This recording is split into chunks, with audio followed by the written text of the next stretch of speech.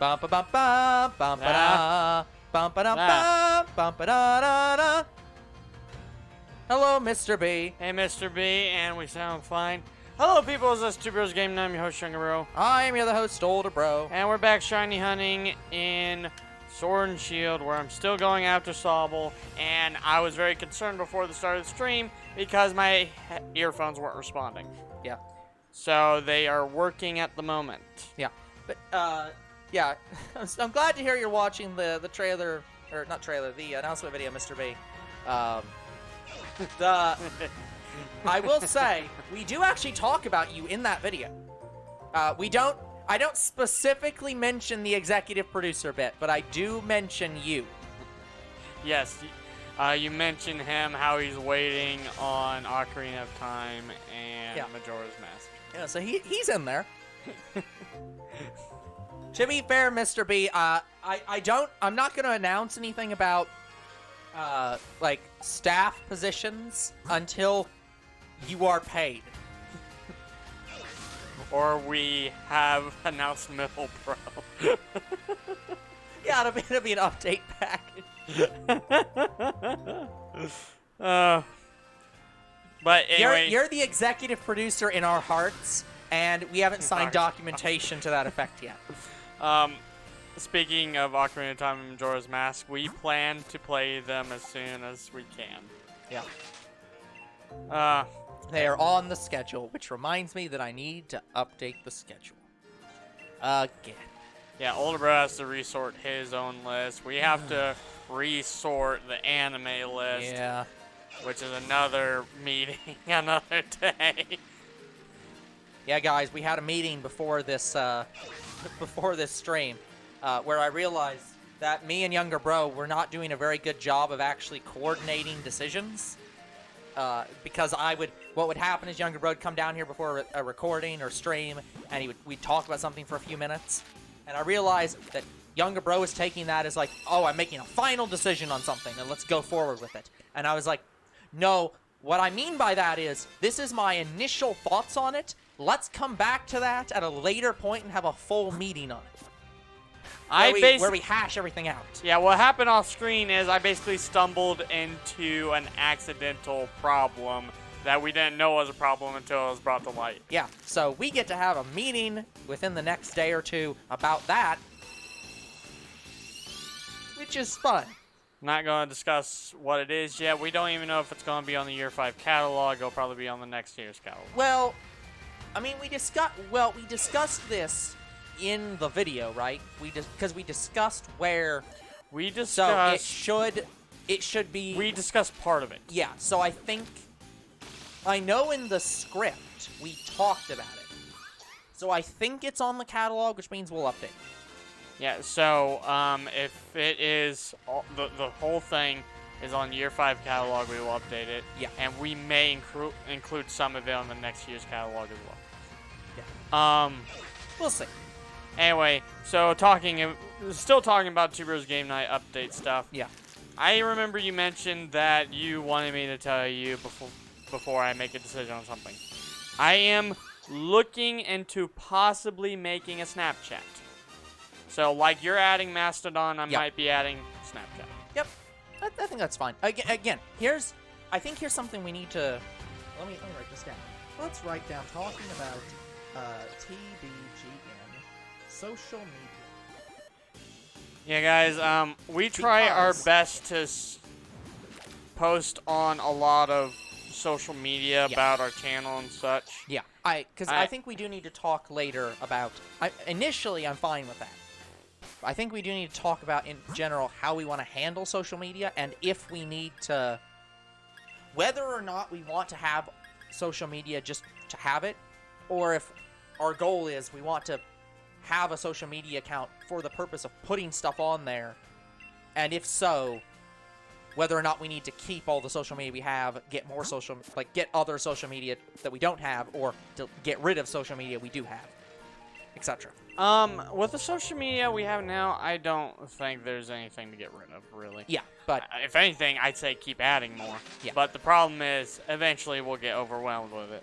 Exactly. So I said I'm looking into Snapchat. I still don't know if I want to do it. Because I know that during the this might actually been something I cut out of the. I don't remember. No, it is very. You included it. Yeah, because would you believe, guys, when you edit a video for over 12 hours, you stop remembering what the fuck was in that video. So I actually did mention about making a Snapchat, possibly. Yeah. I knew that you mentioned it, but I didn't remember if I kept that. Yeah, in the Year 5 update. Good. Yeah, because if it was in the actual document, I was tracking along. It shouldn't have been cut if it was in that document. Unless it was something that was confusing. But it was in there. I did my best to cut out the wordings. Yeah, I just watched the video. I know it was in there. So, yeah. Because I remember you saying, like, this might have been in the video or might have been off camera before that video. I know you talked about, like, not knowing how Snapchat worked and needing to investigate how it works. Yep. Before you make an account. So, I am going to start looking into it. Yep. Which makes sense. I still don't know if I want to make a Snapchat because, to me, Snapchat is just a mixture of Instagram, TikTok, and we have both. So, I don't know if I'm doing it or not. Yeah.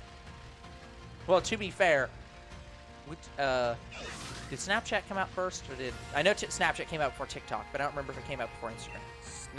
Snapchat came out before Instagram. Yeah, so technically it's the OG.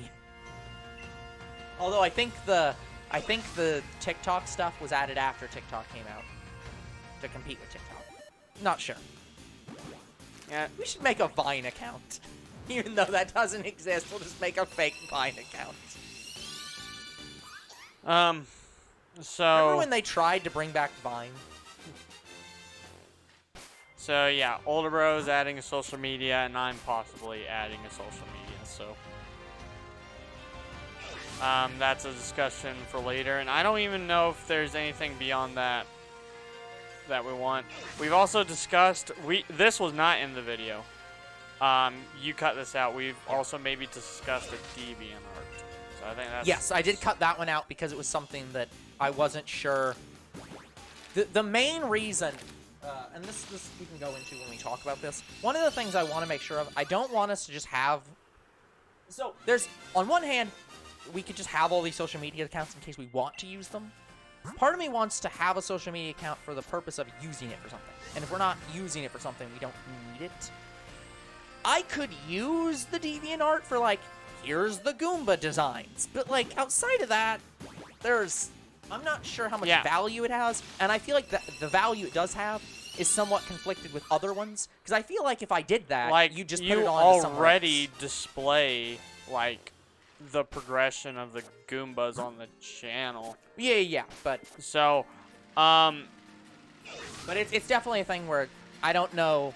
I think we need to find what the purpose of the DeviantArt's going to be. If it's not for our characters, it might be for guest characters. Yeah, so that was one of the things that I definitely cut out for that reason of, like, we're not 100%. We haven't decided if we're even doing it at all.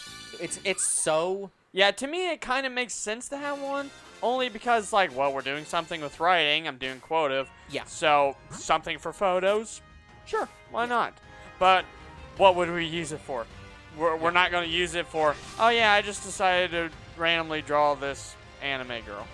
Yeah, exactly. It's... Because I don't really have an artistic kind of eye to do that. Yeah, I mean, yeah, Younger Bro's done that before, but, like... I've done it, but... It had a purpose. The whole purpose of it was I was designing a character for a game. Exactly. And so, to me, that could be something DeviantArt could be used for Two Bros Game Night because Two Bros Game Night is making a game. Yeah. So, yeah, it's like, if that's the thing. But until we get to that point where it's like, we really need this, it's like, do we really need to make the account? It's like, Yeah, so, I think we do have a Two Bros Game Night DeviantArt. See, I know I have or have had a personal DeviantArt, but it's not related to Two Bros Game Night.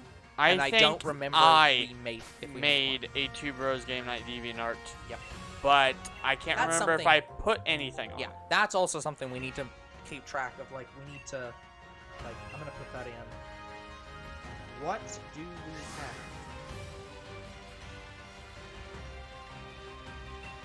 What do we need?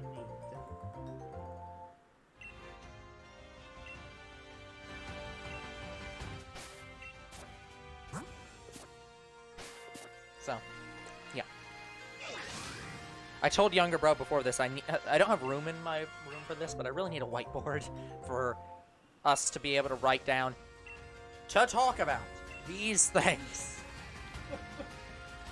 Yeah, so that'll be something for when I move out and we have an office space. There will be a whiteboard in that office space that's for writing down these notes. yeah, guys, eventually we are gonna move out. Like, I'm hopeful the next job I get pays enough. Yeah. I want that job to at least, at minimum, pay $11 an hour. That is my bare minimum. I know I'm going to hopefully get more than that, but I don't know. One day, one day, one day. But anyways, so yeah, I am still mixed on whether or not I want to say that I should wait to move out till you get a job or not, because the main thing was, I think we need to make sure that it's a job that like is gonna last. So I think even once you get a job, if we're waiting to that point, it has to be after like the 90-day mark. The problem is when we move out, I want to be able to help you pay for a rent or whatever bills we have. Yeah. I don't want to just sit there and not pay anything. And I think that's would a feel perfectly reasonable. bad. Yeah, that's a completely reasonable thought. So I'm putting up with my lack of space for the time being. Like, guys, I don't even know if I'm going to move out when we get a job, because I'm also planning to get a new vehicle. Because my vehicle is my grandpa's vehicle. I love it. But the problem is it doesn't have four-wheel drive. And it sucks in the winter. Yeah. But one of the big problems is that I feel like we can't just say forever, we shouldn't move out because we're planning for this, and we can't move out because we're planning for this, because otherwise we're never going to move out. It's like, I just don't know what we're going to do. I know. Like, I don't have a clear sense of direction. We're not having a meeting on this, by the way. I'm not writing this down. Yeah, because we still don't know what we're doing. It's too vague to have a meeting on this.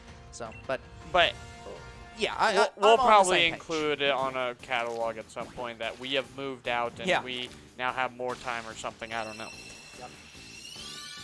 Yeah, the Canadian comedy troupe that I watch, they're moving to their 6th building at this point. Wow. So, Mark 6.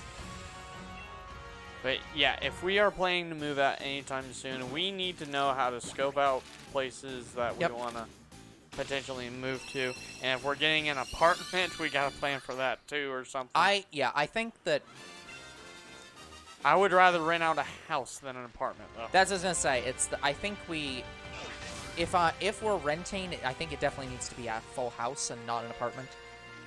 And I'm not sure how I feel about renting versus not renting, because like both of them have ups and downs. So, the nice thing about renting is you don't have to worry about any of your appliances and shit.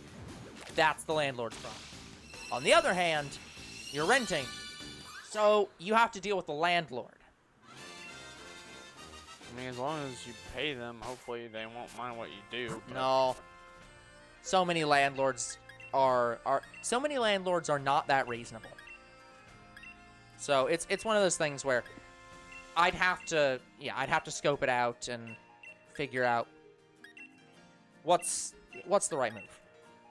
It might be a situation where we actually do buy a place, but we end up having like a third roommate or something that's not either of us that ends up having to help out. Who knows? Couldn't tell you. But yeah, guys, our life right now is very, very stressful. Yeah. Here's a stupid Christmas game. Oh, Mr. B is he has suggesting a Christmas game. the Santa Claus 3 for GBA. That was the Santa Claus game? Yes. I Fucking think wrong. we actually have had that suggestion before, but let me check. I don't think it's written down. I know we've had it suggested. Yeah, I'm pretty sure we didn't write it down either way. So let me go let's to get the that. Master Games list. Let me go to... It is very bad. I mean, Mr. B, we played the Polar Express. Like, how bad could it possibly be? Only issue How bad could it possibly be? I only had issues with Polar Express by the end of the game. Yeah. We actually don't have it written down on the specials Yeah, page. it's not on the special page. I don't think I've seen it at all. Where's the suggestions? Okay, here we go. Suggested. We do not have a suggestion for the Santa Claus 3. I remember that someone suggested it, but I don't think we wrote it down.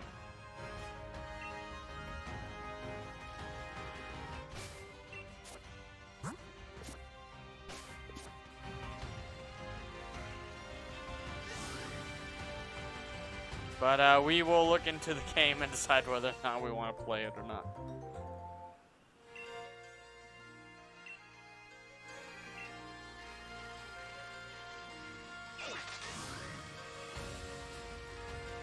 Not only do we not have that game, there's only one game on our entire list that has the word Santa on it. Should be two. Nope. Okay. By the way, I didn't. I mean, you're right. I can literally see it, but yeah. It doesn't find in search for some reason. So I don't know what its problem is. Anyway, write it down as a game suggestion because I forgot to. Well, I didn't forget to. I forgot to when I closed out sheets. You want it on as an adjacent, or do you want it on the suggestions page? Suggestions.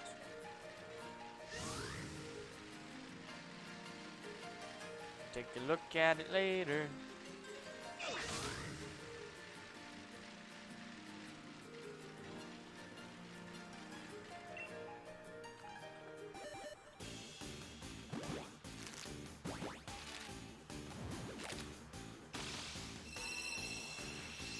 I'm leaving off the for the current time being.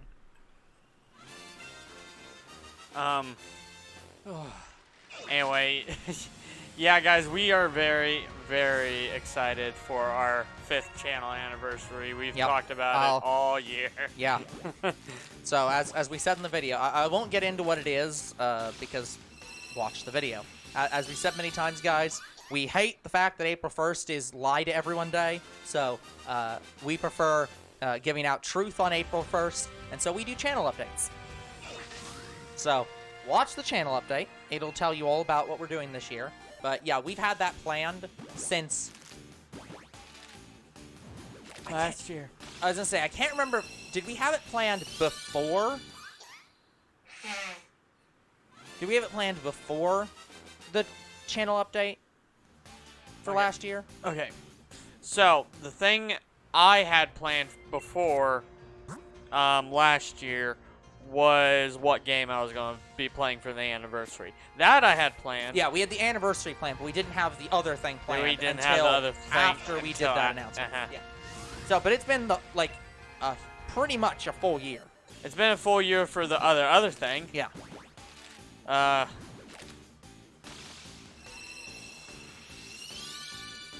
But yeah, guys, just know that I won't get to my Year 5 special for at least another 3 series. One could tell the truth is... could say that telling the truth is sometimes a foolish thing. No, that's not true. This statement is false. Yeah, okay, this is very off topic, but so while I was leaving to go get food, I was having this random thought of somebody saying that like that like a certain opinion was cringe, and that opinion being true, and so my response to that random opinion in my head was like, the truth is always based.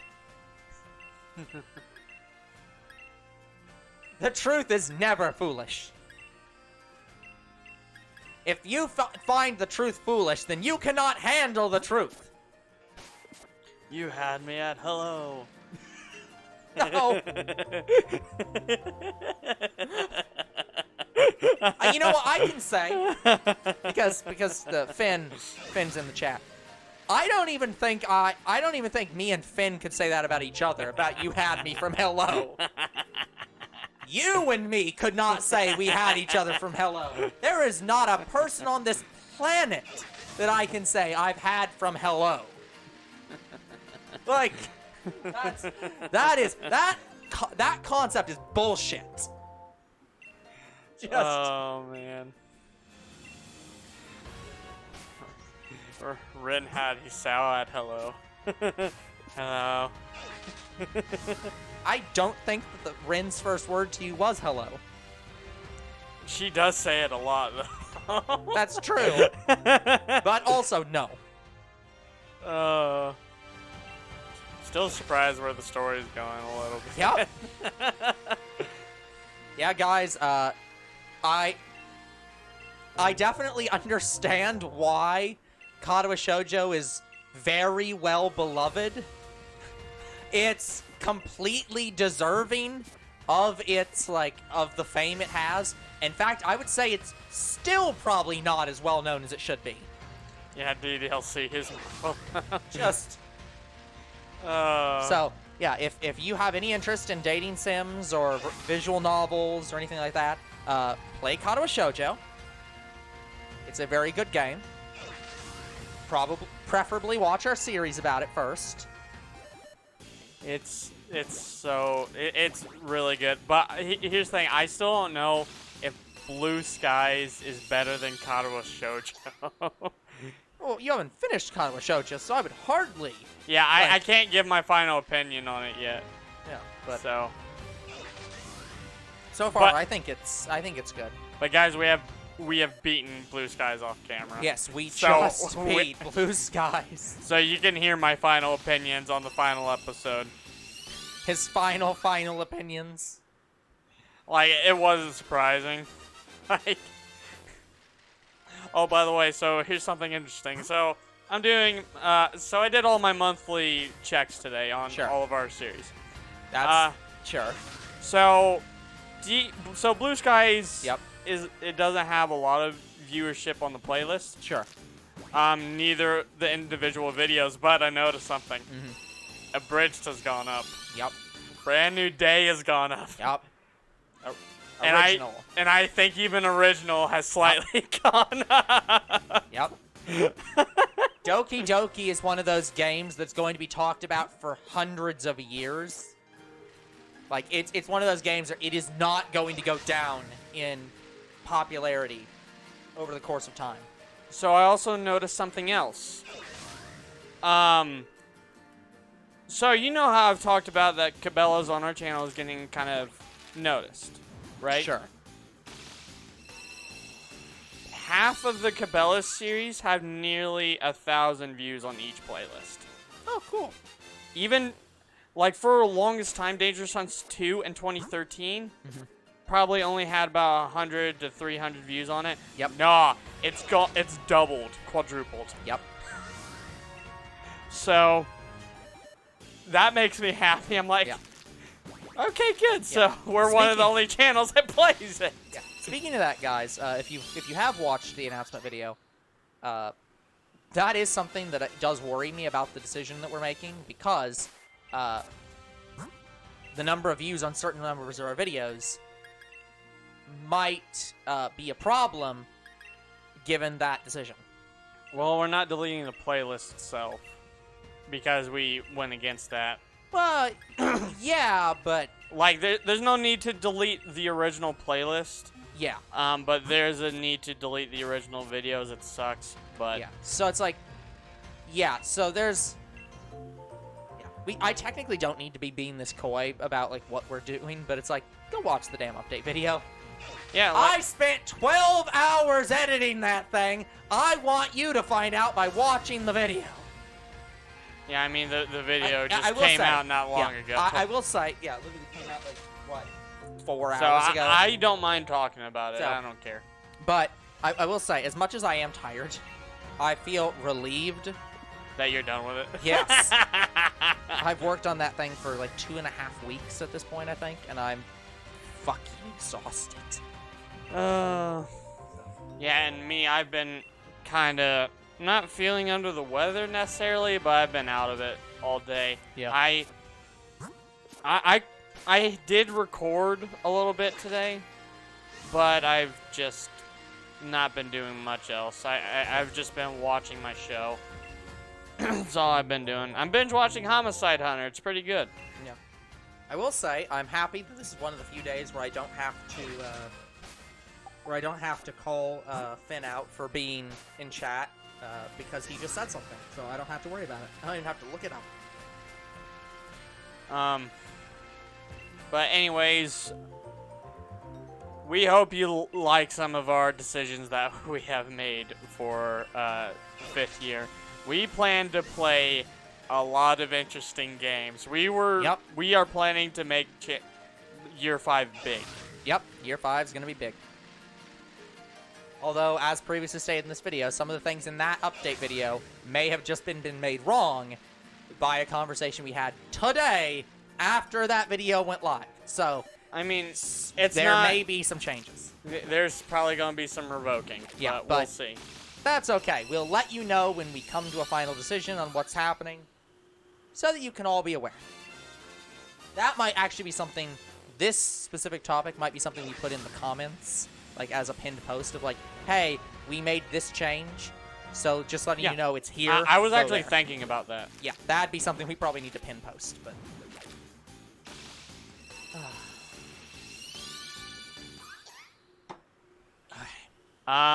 I also finally made my...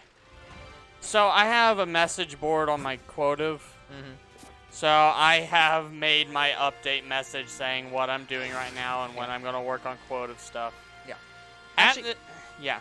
Okay, actually, speaking about something that was in the trailer, the one thing I thought about very recently while editing the video was that the reason we're putting what I'm going to call the Two Bros Game Night content is on the Younger Bro channel, and the Younger Bro content's on the Two Bros Game Night channel, was because of one series you're writing. Yes. Does she not know about Two Bros Game Night? Okay, she knows it exists. She doesn't watch her content. Okay, because I was going to say, like, I get the feeling if you're... Worst. Yeah. I think she has viewed our channel, but she is not subscribed to it because she doesn't do a lot of social media. Yeah. I was just saying, like, a thought that happened in the back of my mind of, like, I feel like maybe avoiding her finding out that information might be a lost cause if she's aware of it, because she'll probably stumble onto it anyways. She has not addressed to me about it. Plus, even if she finds out, I think she would forget entirely. Because she is also a very forgetful person. Yeah. So, I just thought about that, and I'm like, I don't care. Like, it was something that was like, I don't think we should change what we're doing, but in the back of my mind, I was like, I feel like she's going to find out about it anyways. Like, Two Bros Game Night is not, the quota for Two Bros Game Night is not even linked on my Younger Bro quotive. Oh, so it's not even possible for them to figure out that... That's why. But you could figure it out because it is still called the Younger Bros quotive, however it's titled. The people reading it know you're Younger Bro. It's not actually a personal quotive. Yeah.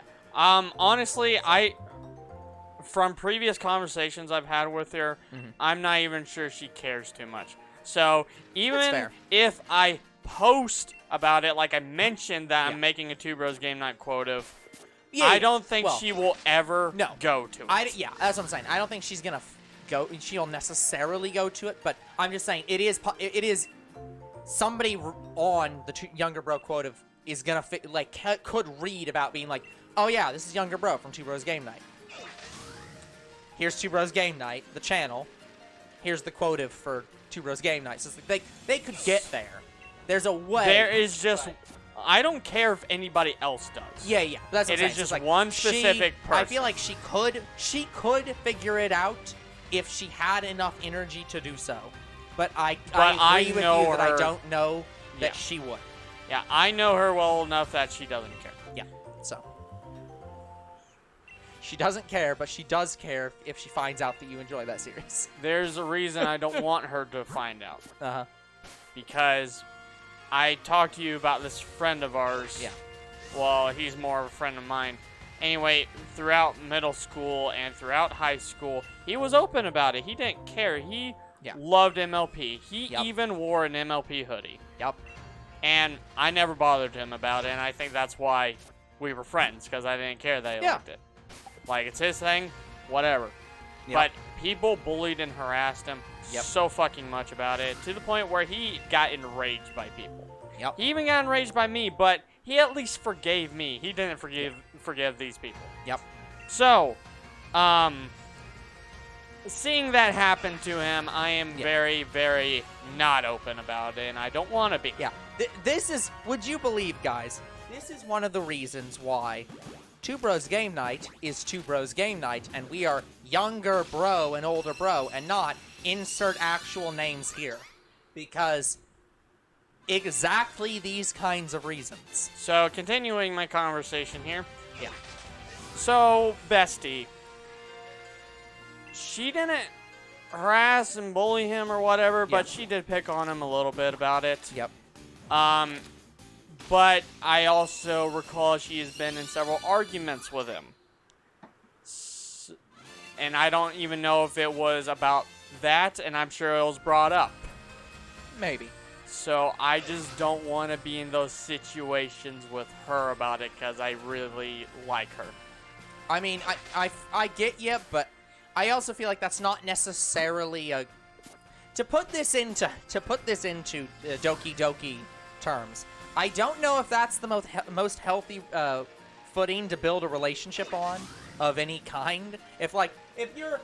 Here's the thing. There are things I don't necessarily talk to Finn about, but that's because they're personal things. But in general, I also know that, like, if I have something, if I'm passionate about something, Finn's not going to be the person who's like, fuck you. You shouldn't be passionate about that. That's terrible. So, here's the main problem. I'm just saying, I feel like that's a concerning thought to have about a good friend. To be like, if I tell them about this, then we are going to not be friends anymore. It's not even that. Or that they're going to pick on me, I guess is more the point. So, I know this girl. Yeah. I know her really well. In fact, Yeah. she said it best herself. I know her better than anybody. Yep. And I can see it going either way. I can see a version of her where she doesn't care if I like it. Like, as long as I'm not, like, dressing in a hoodie or, like, having... And that's the main thing about this. This show, at this point, is, what, over 10 years old? There hasn't been a season in years. It's not gonna come up much anymore. Yeah. All I will say is, I like the show. I like the games. Yep. I am just not going to be wearing merch or and I think having that's fine. things like I mean, it would be that kind of nature inappropriate displayed. for Two Bros Game Night to be wearing merch that isn't Mario themed, right? Like, I don't even mind writing a story about it because I know the franchise. I'm like, you know what? Let's go a little further with it. Yeah, sure. But I mean, technically, the new show is actually a continuation of the previous show. Somehow. She is just one of my friends that I know that could take it either way. Yeah. And I don't want even a risk of it ending badly. No, that's fair, I guess. Like, I'm just saying, she has said things to my friend who is open about liking MLP, and it didn't end too well. So, I just don't want to have the same level of conversations with her or with anybody. Yeah. That's fair. So that's why I just never say too often that I like it. Yeah. And I understand, and I don't push you on it. I make fun of you teasingly about it though, because I completely understand the situation and I'm not pushing you to change that boundary because I get why. But I find it funny. So because there's so many... The reason why it's so funny, guys, is because we've had more than one comment being like, stop playing the games then if you hate it so much. And it's like... So I'm just sitting back being like... No, that wasn't because I hated the game. Yeah. They commented that saying, so stop playing this then. They were referring to me getting pissed off at the game. They were getting mad at me because I was getting mad at the game. Yeah, which also is something that I find hilarious. It's just like, oh, you don't understand Two Bros Game Night then. Like, even if I get pissed off at a game, if I think I can clear it, I'll continue. Yeah. It's like, I'm pissed off at this game. Here's my take. I was pissed off. Like, I was kind of pissed off playing Celeste. I thought it was a great game and want a sequel. Maybe even a bit harder. That's my take on it. I got pissed off at a bit pissed off at Mighty Number 9. I want a sequel. Also, Mighty Number 9 was a really good game. But yeah, that extremely controversial take. Mighty Number 9 was a mostly good game, with some problems that could have been ironed out in a sequel. It was not the Antichrist of the Mega Man series. But anyway, so my whole reasoning of hiding that I like that show is because a lot of my friends picked on my one friend who liked MLP. Yep. I get you. And so I don't want to openly admit it. And if I admitted it to Father, guys, he'd probably break everything I own if I admitted it to him.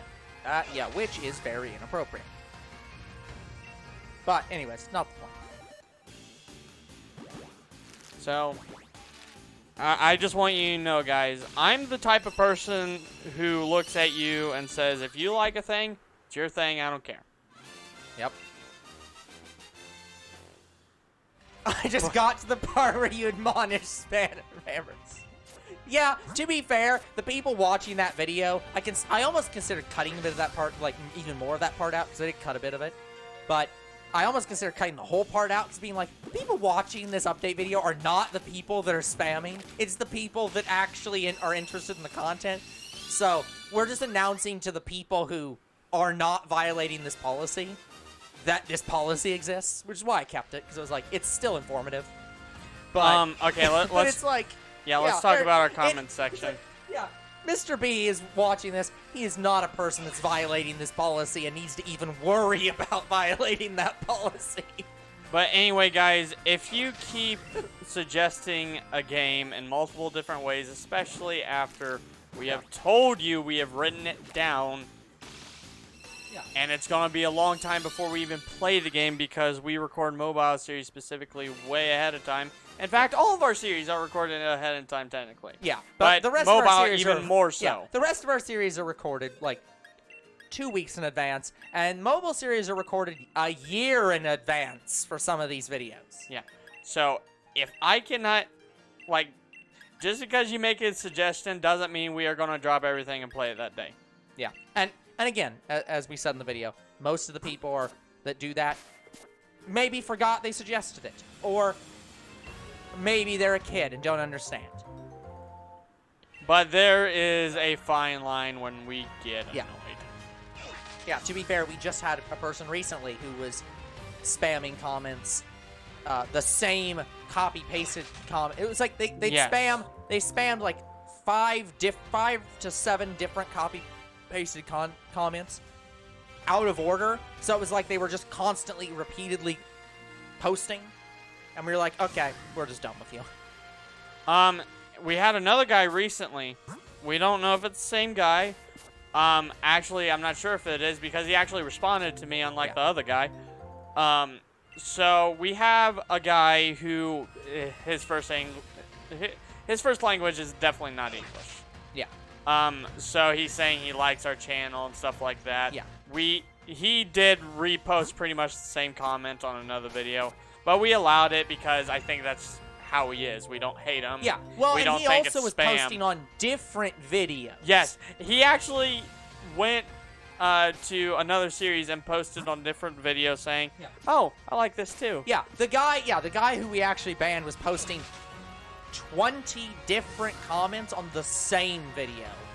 And then he went to separate comments. Yeah, and then he went to other series and suggested the same damn thing. Yeah.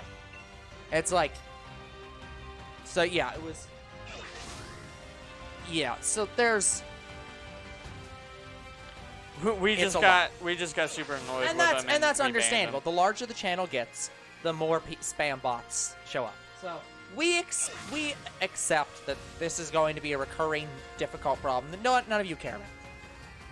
But just know we are working to have as little spam on the channel as We possible. do everything that we can to make sure that the comment section is accessible by as many people as possible. So, we would rather admonish you than ban you. But yeah, when we get to that point, we will ban you. Yeah, and Mr. B is saying, he jokingly spams at us. Because we know it's you, we're not going to ban. Yeah, well, the other thing is that Mr. B tends to do that in the live comments, Yes. where he'll ask about a game again or something. And that's not what we're talking about here. No, that to me, him posting the same comment again is just in case we didn't see it. Yeah, exactly. And there are situations like that. Live posts have completely different, like... Yes, it's a completely different system than YouTube is. Yeah, so it's like, that's whatever. Besides, we often joke about the same thing where we're like, just a few minutes ago, and by that I mean like 20 minutes ago, we talked about how we are planning to play Ocarina of Time of Majora's Mask soon. So it's like, and that's one of the things that you posted multiple times. It's like, we're in on the joke, and everyone like understanding of that. That's not spam. Yeah, where's Majora's Mask? Yeah, exactly. So it's like, that's not spam, where it's the in-joke. We're all on the same page. You're fine.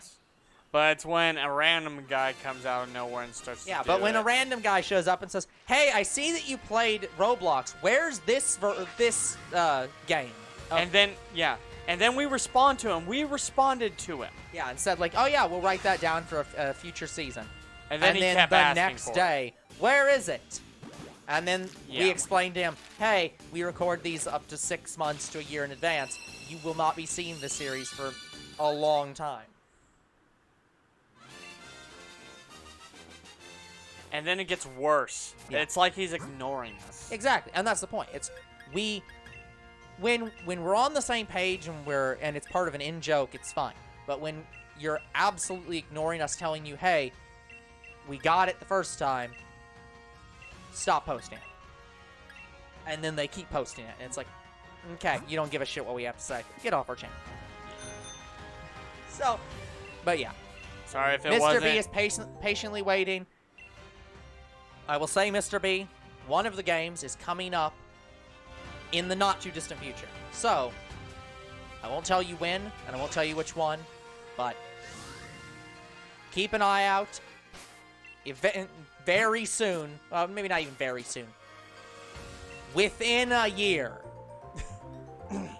Yeah, because We we got another problem. If we're planning to play Ocarina of Time or Majora's Mask this year, Tears of the Kingdom is coming out this year. Also true. So We hope to have one of those out relatively soon with an asterisk.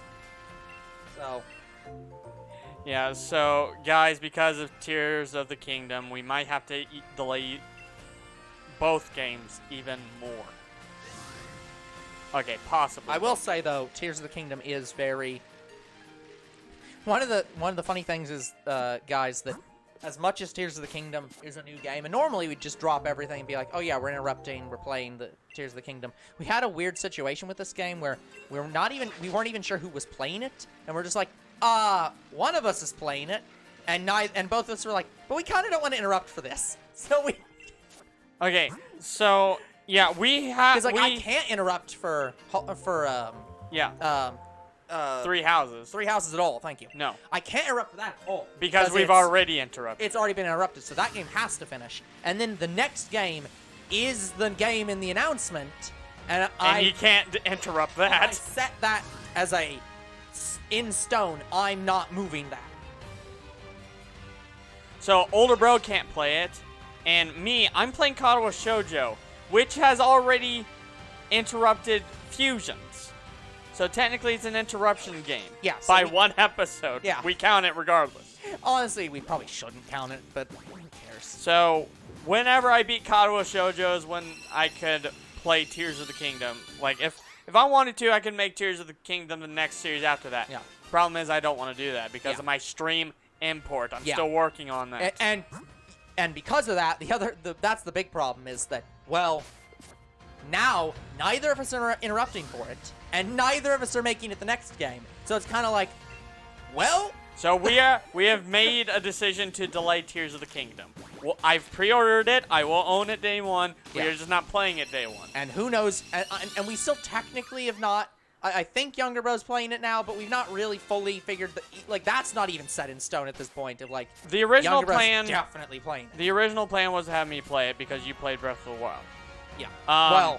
And then we decided, okay, it's going to be your game because I didn't want to interrupt the next 3 series. Yep. Because there's and a now certain you game can't, I and you want. still can't interrupt the next 3 series. And now I still can't. So it's like, oh, whatever. So since we have to delay it anyway, it's back to being my game, and Tears of the Kingdom is not coming out anytime soon. Yeah. So for a rare situation, Zelda will not be streamed day one. And it's not even a part of my stream list of games that I want to stream day one. Yeah. It is mine, but yes, like I don't really have a list, but like it would be one for me. But like I have commitments, and it has to come at least after that commitment. So I could do it as the series after Hollow Knight. Yeah, but to me, it's like, yeah, well, if we're going to delay it anyway, might as well. Yeah, I might as well keep it as my series. But yeah, Mr. B, you can share a stupid story. That's fine. Um, Also, it's not a problem if you're not on the streams because you don't care about them. We understand. So anyway, guys, we now know what we're doing with Tears of the Kingdom. Also, don't feel bad about diluting the content. Like if even if you don't care about the game and you show up and just like have a conversation, that's fine.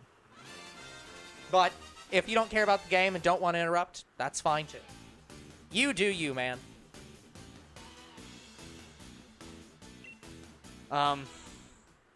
Anyways, so yeah, well, yeah. Also, if I did do Tears of the Kingdom after Hollow Knight, it would be delaying another game yes. you don't want me to delay anymore. Yes. So we're having stream issues.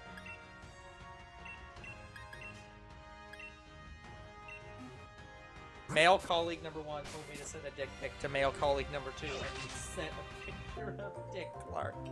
That's good. I might have done Dick Tracy, or, yeah, Richard Nixon, yep, that'd be a good one.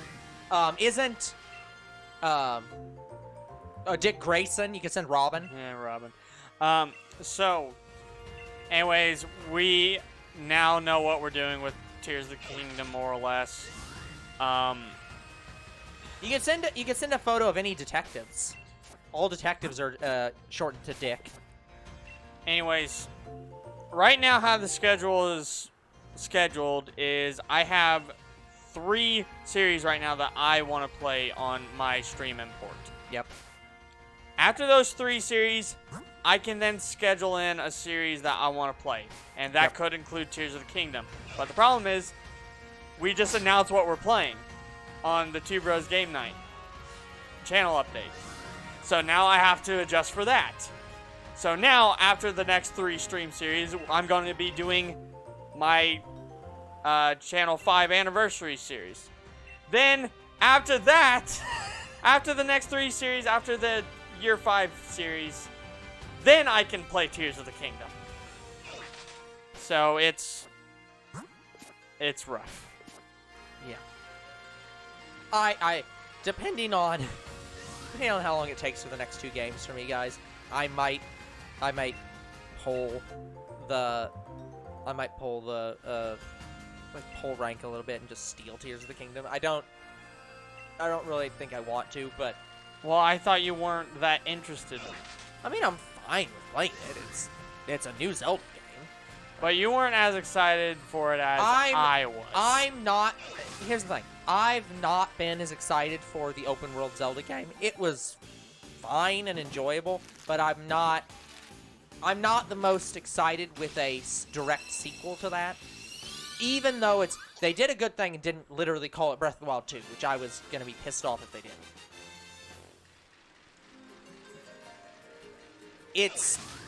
But having the little bit I've seen about it, it feels like I haven't seen anything about the plot, so I don't know how linear versus open world it is and that kind of stuff. But oh, it's gonna be pretty much the same map and expanded. Yeah, and I don't think I'm as interested in that a second time. It's like it was fine the first time and I enjoyed it, and I liked it, but I don't think I have as much interest a second time of like a grand open world. I want another linear, or at least more closed world Zelda game. Yeah, so guys, the reason why older bro played Breath of the Wild instead of me was because he was helping me with my stream import. Yeah. That's all he was doing. Yeah, and frankly, I kind of regret playing that game. Like, I guess not regret playing Breath of the Wild, but like, it wasn't the best recorded series because it was an early series, but it definitely should have been a stream. But yeah, but keep in mind, if I wanted to, I could play it at any time. Yeah. And it would be counted as a different series. Yeah, but we've never had that happen because we haven't had it happen yet, but we've planned some. Well, most of the ones we have planned are ones where we didn't finish the game or some other reason. But yeah, it's not. We don't really have that many planned that it's like I fully beat the game and we've scheduled the other person playing that game. It's like it's kind of just that's been a thing in the background. We said we can do, and we have games that we're like we will do that eventually. But we've not really set a schedule down. Yeah, and now we almost kind of have one. Yeah, we have the idea of we have an idea for some of them, and we have a little bit of one for. I've heard of Octopath Traveler. Yeah, Octopath Traveler I heard was good. That's another game suggestion. We have to have Octopath Traveler written down. Hold on.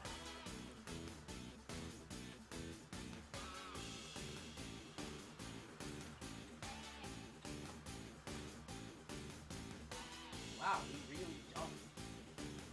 Well, that's a problem. I don't know what it is. I've heard of it. It's a JRPG. I'm saying I don't know, like, I've never seen what the game is or anything like that. From what I understand, it's... And Mr. B, you can tell me if I'm wrong. From the little I've heard about it, there's basically 8 main characters, each one with their own separate, like, story. They sort of interconnect with each other a little bit, but there's 8 characters. You get on 8 different stories, and then they kind of merge together for a final, like, story. But it's like, it's this huge game. It's a very huge JRPG. Anyway, going back to talking about Zelda. It was very well received. Going back to talking about Zelda. Guys, there's another issue with facing Zelda on our channel. The problem is, both me and older bro really, really like Zelda. Yeah. He has played vastly more Zelda games than me on the channel. You know why? I only got one series, and that was Twilight Princess. Yep. And honestly, if we talked about this in the announcements that we have series that are assigned to each other. The only reason Zelda is not assigned to me is because younger bro also wants to play some of those games. Yes. Otherwise, it would be assigned to me. Older bro is the reason why I keep delaying Ocarina of Time. Like, I have it scheduled. It's like within the next 3 series, older bro plays 4 Swords. Yeah. So then I have to delay it. 4 Swords. Yeah, and by the way, guys, 4 Swords Adventures, not 4 Swords. 4 Swords Adventures. Absolutely, you should go play. It's a great game. It's much better than Triforce Heroes. It's the same kind of idea as Triforce Heroes. It's just better. And before that, Skyward Sword HD gets announced. Yep. We weren't expecting it to come out within the next few months. Ocarina of Time was the next series after whatever series we were playing at the time. So, yeah, so for Mr. B, the best way to describe it is every single time we played a Zelda game, just assume that we had Ocarina of Time scheduled as the next series right before that came out. And before that was Wind Waker. Yep. So, every time you see a Zelda game, that could have been Ocarina of Time, but they made a new Zelda game, and so we had to play it. So, I'm tired of older bro playing all the Zelda games. I am playing the next one, and that's why I'm adamant that I play Tears of the Kingdom as well. but the next one's probably gonna end up being Ocarina of Time if we delay Tears of the Kingdom. So, so that you are playing the next one. It's just not Tears of the Kingdom. But anyway, older bro has played at minimum 4 Zelda games on the channel. Yeah, I think that's right. I've played 1. So I played Breath of the Wild. I played Skyward Sword. I played Wind Waker. And I played Four Swords Adventure. Yes. And I also have more scheduled that I will be playing because I'm pretty sure I'm playing both. I'm pretty much playing all the old Zelda games. I think because I'm playing definitely all playing the old ones, and you're playing Majora's Mask. Because yeah, I feel Majora's Mask for me is a game that I should beat on my own time, not on the channel. Yeah. If I want to play it for the channel, I can, but I want to beat it first before I even consider playing it for the channel. Yeah, because I definitely have all the. I have Minish Cap scheduled for me, I believe. I have the Oracle games scheduled for me. I think I can't remember if you have Link to the Past. I want to try not Triforce Heroes.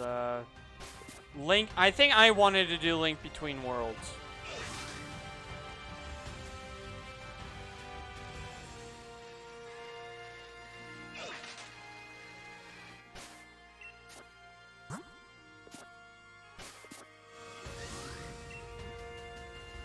Like, I think I have...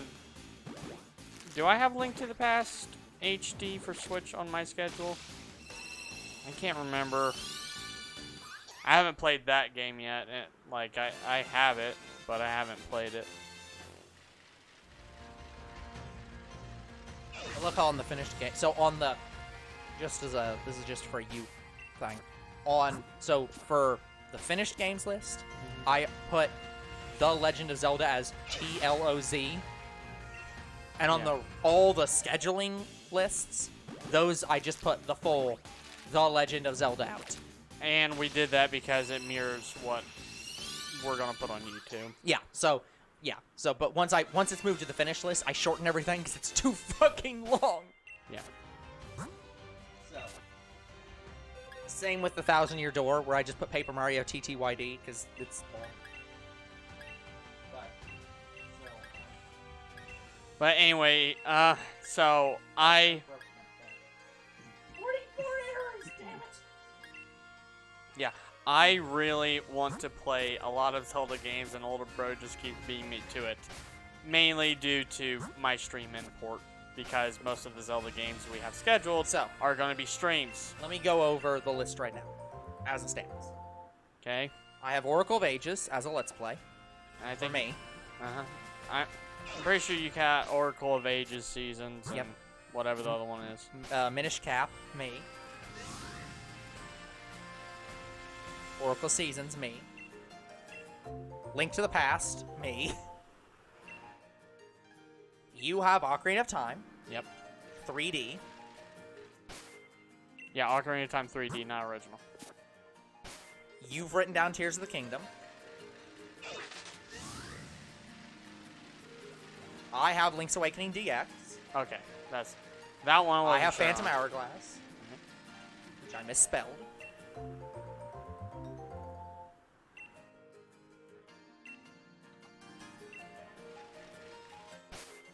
I also have Majora's Mask and Spirit Tracks. Yep.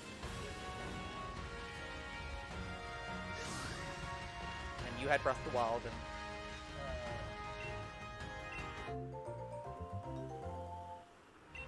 You have original Wind Waker written down. And If we ever actually played that. And I think I also have original Skyward Sword written You have down. original Skyward Sword if we ever play that written down. So it seems like you're playing pretty much all the unremade versions. I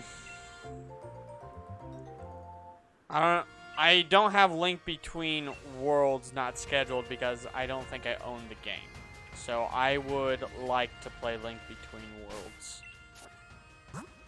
I'm fine with that. I greatly enjoyed that game, but I'm fine sitting back and not playing that game. Because I don't have a lot of Zelda series scheduled and have everything else. Oh, no, I give no shits about that. I enjoy the lore of that game, more than I enjoy playing that game. That game is excellent.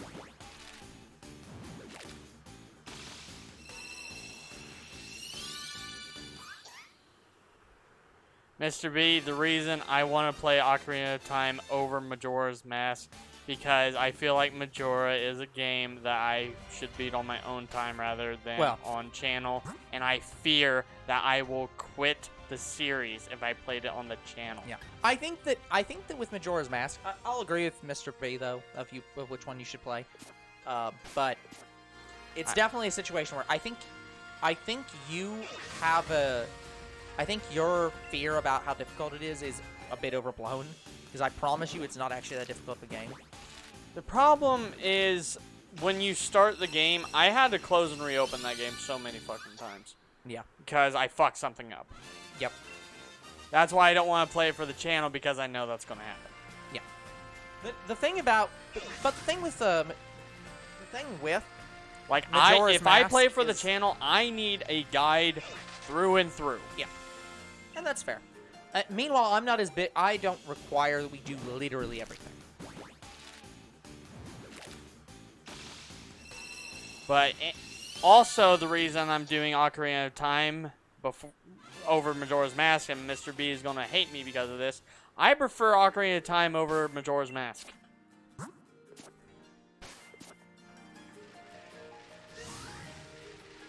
Don't get me wrong, I have been enjoying Majora's Mask, I just like Ocarina of Time more.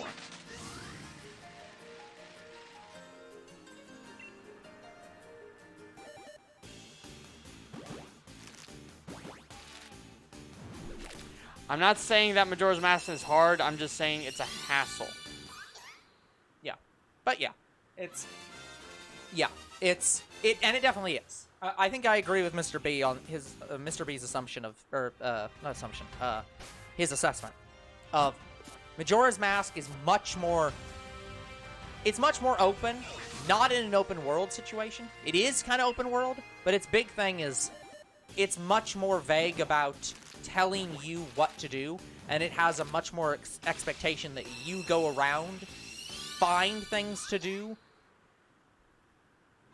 and how to do them. It's very much it expects you to explore a lot. Problem with Majora's Mask is I feel rushed playing the game, and I don't like that. I like taking my time. Yeah, the time limit aspect is also a thing of, like, you can't... And that's why I enjoyed Ocarina of Time more, because it was just pretty much linear story with one little open world map. That's fair. Honestly, playing Ocarina of Time, I felt like I was playing Twilight Princess. I didn't have the same feeling in Majora's Mask. Yeah, I can agree with Mr. B, though, of, like, it is definitely Majora's Mask is a very dense world, and it's very rich in terms of its all the characters and all the stuff in it. But I'm not saying I hate Majora's Mask, and I'm not saying that I won't play it for the channel. I just don't want to play it first. Yeah, and I think that's a perfectly reasonable statement. I don't think no one has a problem with that. It's just, Majora's Mask to me is a game that I should just play on my own time. Yep. And if I want to play it for the channel, I can, after Older Bro plays it. Yeah. That reminds me, I need to sketch River City Girls 2. I'm surprised you haven't done that yet. Well, I just got the game. You got it like 2 months ago. No, that's River City Girls 0. Like,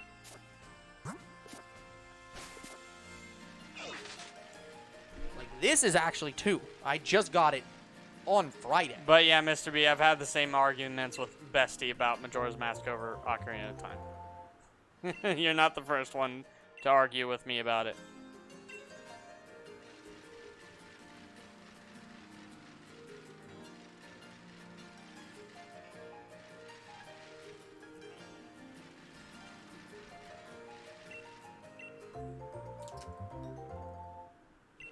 Yeah, I got it right here. River City Girls 2.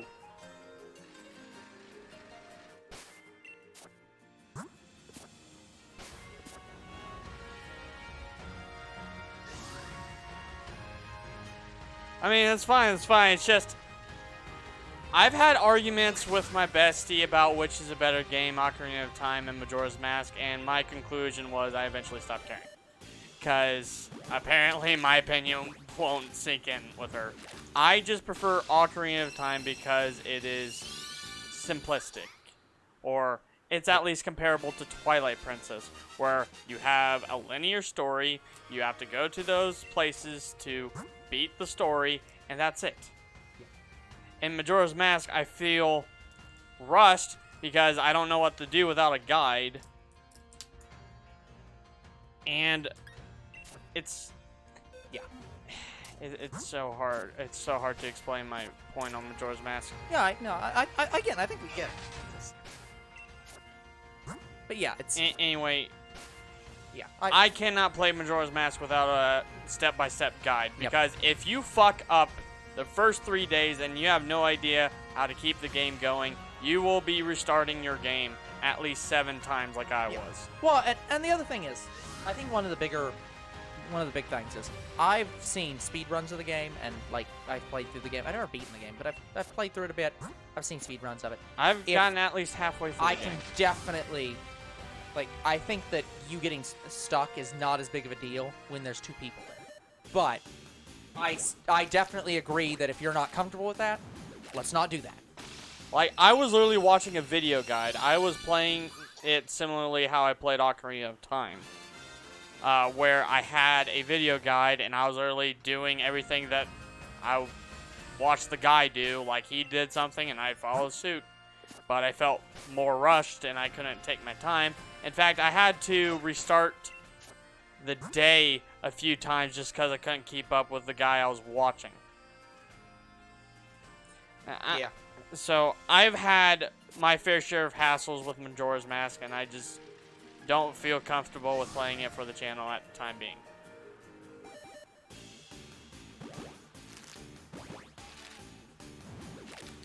But all this to say, I am not saying Majora's Mask is a bad game. I do enjoy Majora's Mask, but just not to the extent that Bestie does or anyone else does. I like it because it's Zelda. I like that it's pretty much a sequel to Ocarina of Time. I like the story, but I just have a hard time keeping up with that game.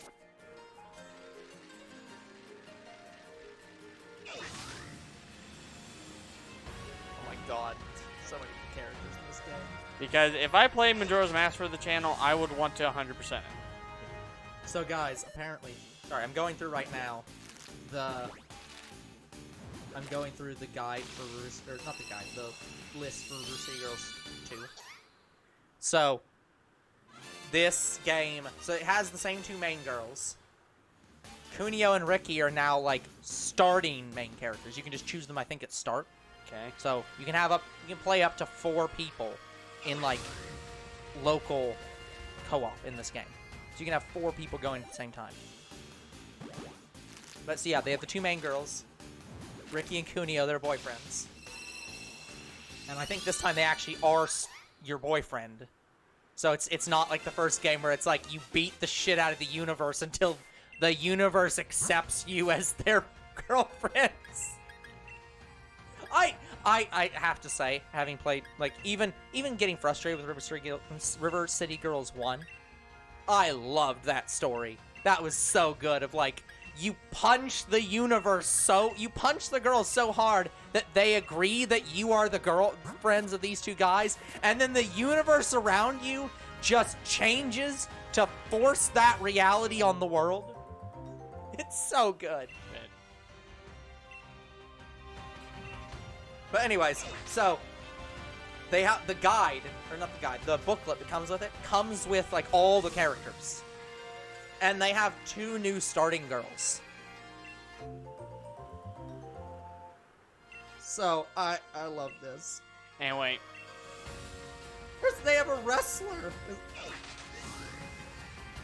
Anyway, point being, final conclusion with Majora's Mask.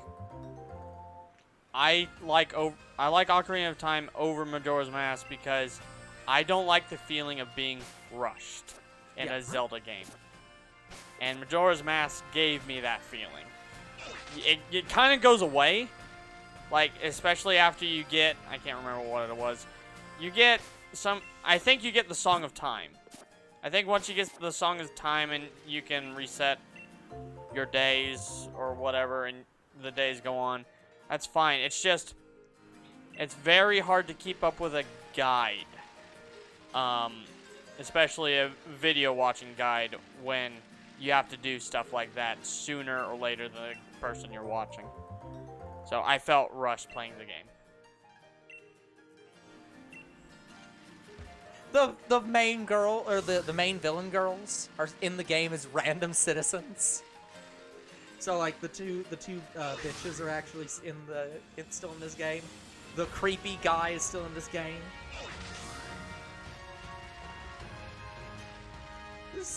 Oh, I love this.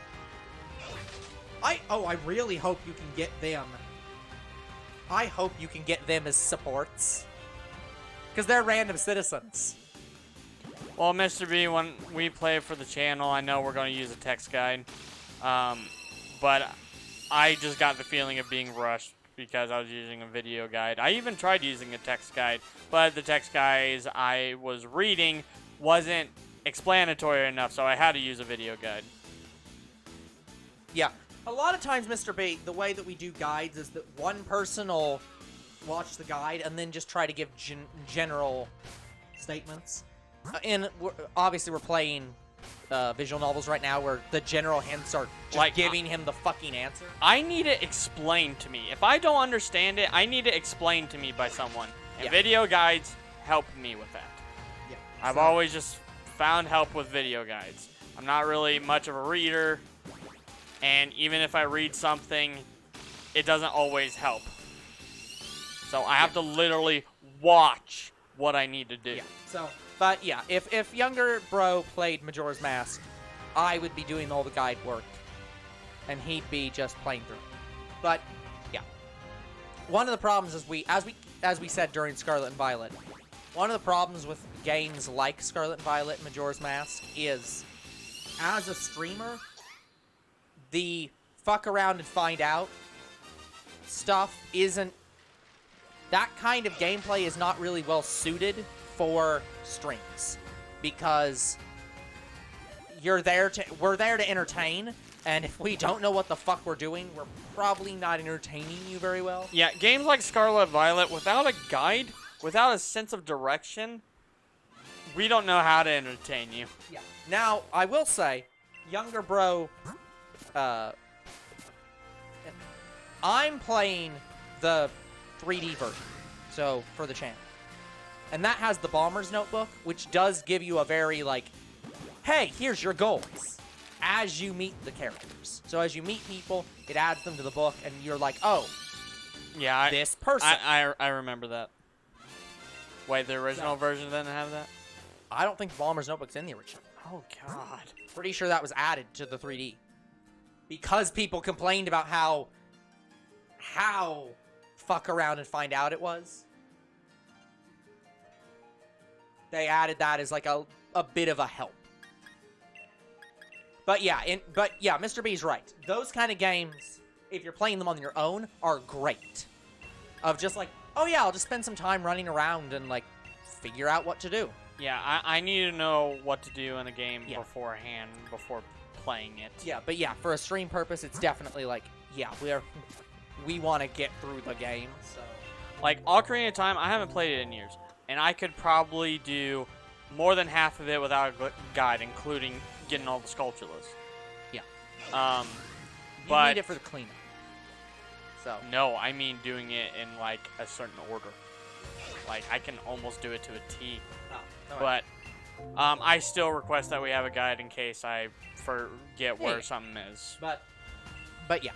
It's like I'm going to still have a guide for Ocarina of Time because I want 100% it. Yeah. So, yeah. Me and Mr. B are on the same page here. But yeah. Anyways, all that to say, I think we're going around in circles right now. So I think this is probably a good place to just cut off our Majora's Mask conversation. Just be like, as stated, younger bro is probably not going to play the game. But if he plays even if he plays the game for the channel, it'd be after he plays it on his own. And after you play it. Yeah. Yeah, exactly. What's most likely going to happen is I play the 3D version for the channel, and then I might younger bro play is going the to play the original after. And the thing is, they didn't really change that much in the game, so you could even use our videos as a guide to you playing the game. So, If I wanted to. we're going in circles in more ways than one. I mean, that's true, Mr. P.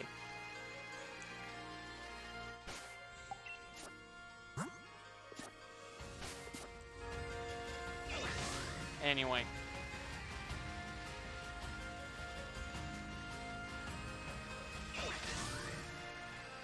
Yeah, it looks like they have changed up the game a bit. So there are... They have they have enhanced gameplay. Yeah, I am sorry to everyone out there that I prefer Ocarina of Time over Majora's Mask.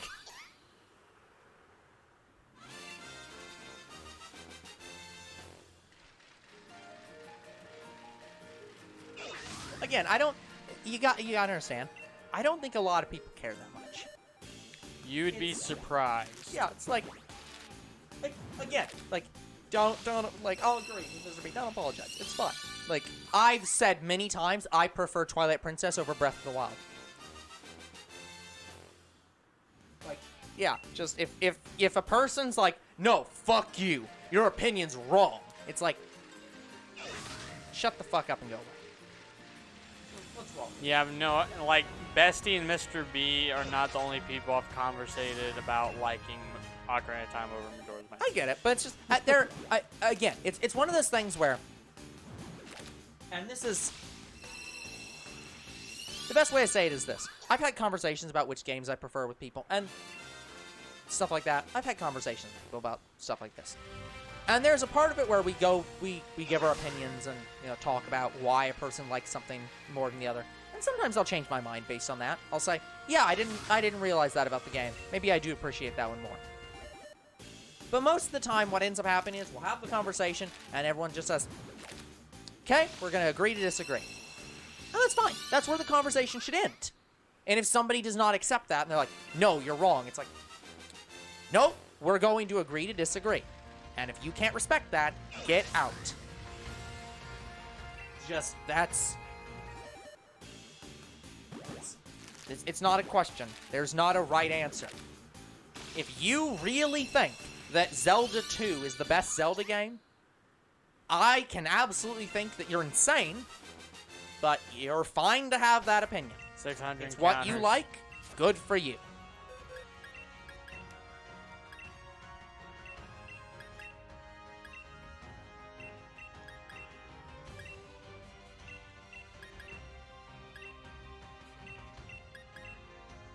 But yeah, it's just every time I get into that conversation, people think I hate Majora's Mask, and I don't. Yeah, and I think so I have to clearly state that I don't. Yeah, and I think that's fair. I think it's fair to say, I don't hate this game. I just like this other game more than it. I think they're both good games. I prefer this one more.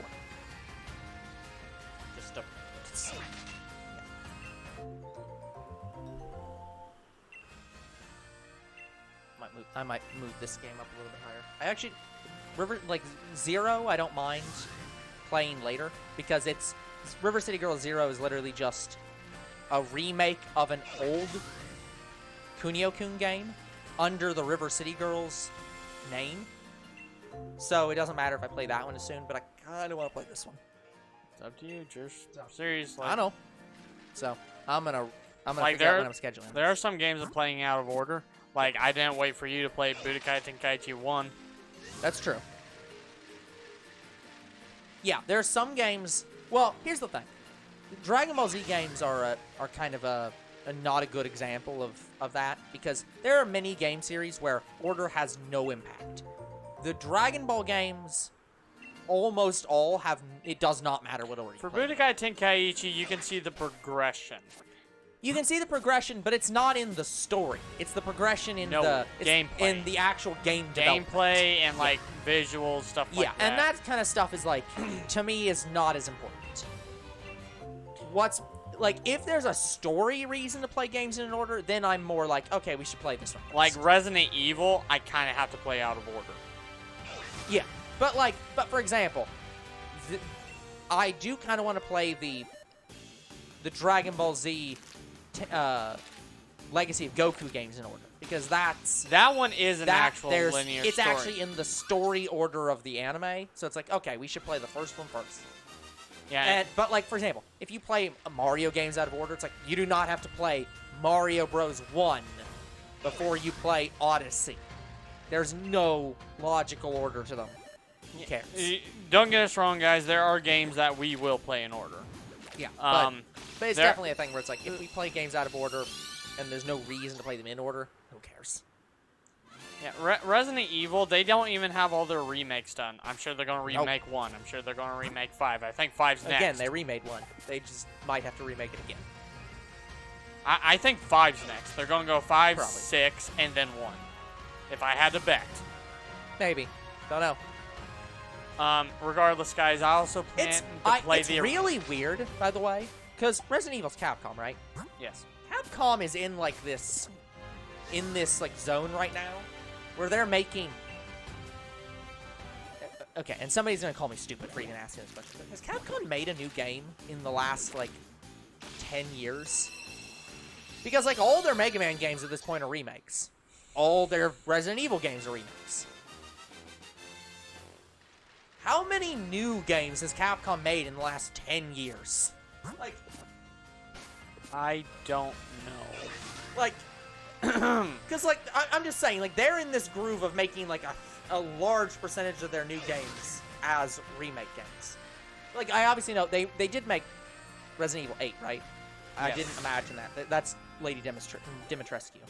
Yes. Yeah, so it's like, I guess there's that one. RE7, I think, is less than 10 years old, so there's that one. But like, Resident Evil continuing is not even new. yeah, but I'm just saying, like, they're doing all their Resident Evil remakes. They're doing all their Mega Man remakes. They tried to remake DMC, Devil May Cry. Yeah. That bombed. So, they just continued the story. Yep. Which was a better decision. Yep. And, guys, we are playing Devil May Cry out of order. I'm sorry. The new playstyle is different than the older playstyle. So, here's a good one. They have so many games that they have so many games and so many franchises that they actually did the list of Capcom games list is literally just a giant list in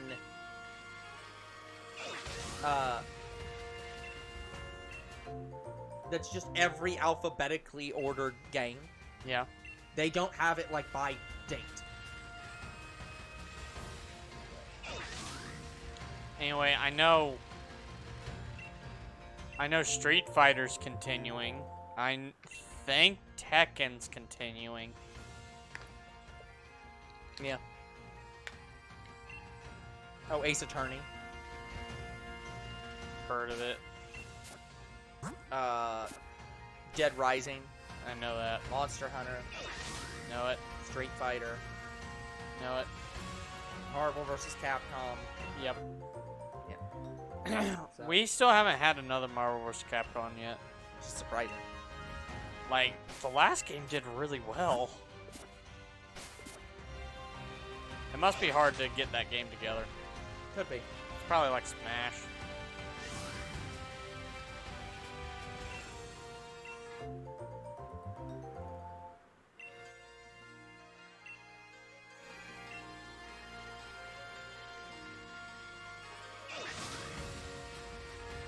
But yeah, guys, I am very excited for Resident Evil games going forward.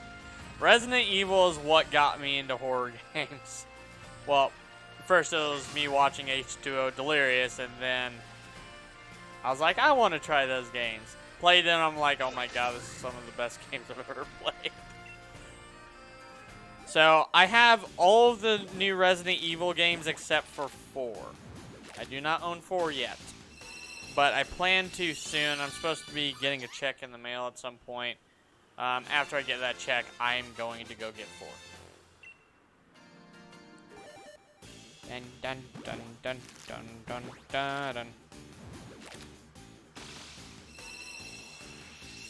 Yeah, Capcom does so many games that trying to find a list of all their games by year is like insanely difficult.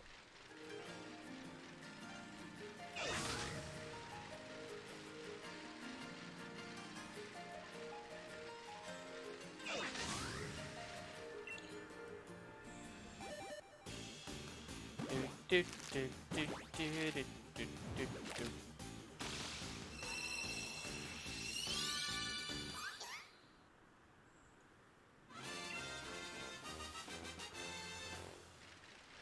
Yeah, nothing. Have too many games. Capcom is huge. We bought too many games, now we gotta play them all. Toot, toot. They don't. Okay. That series isn't even still a thing on Game Grumps anymore. They dropped it. They dropped it years ago. Ah. Probably around when Ross stopped being on Game Grumps for like the majority of time. I'm not even sure. I'm not sure if he's fully gone from Game Grumps or he just doesn't do. He does very little content. But yeah, that ain't a thing anymore. Yeah, guys, we are nothing like Game Grumps. At least we hope we're not.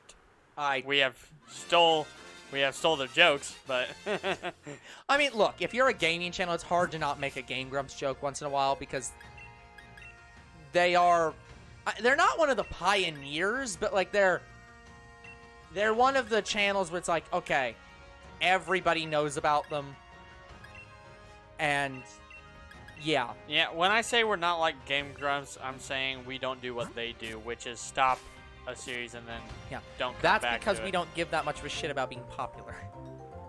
Game Grumps makes logical decisions about like people aren't watching this series, so we're not playing analytics it.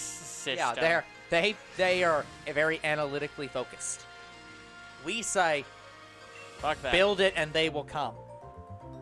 If people want to watch our content, we'll make the content we want, and people will watch it.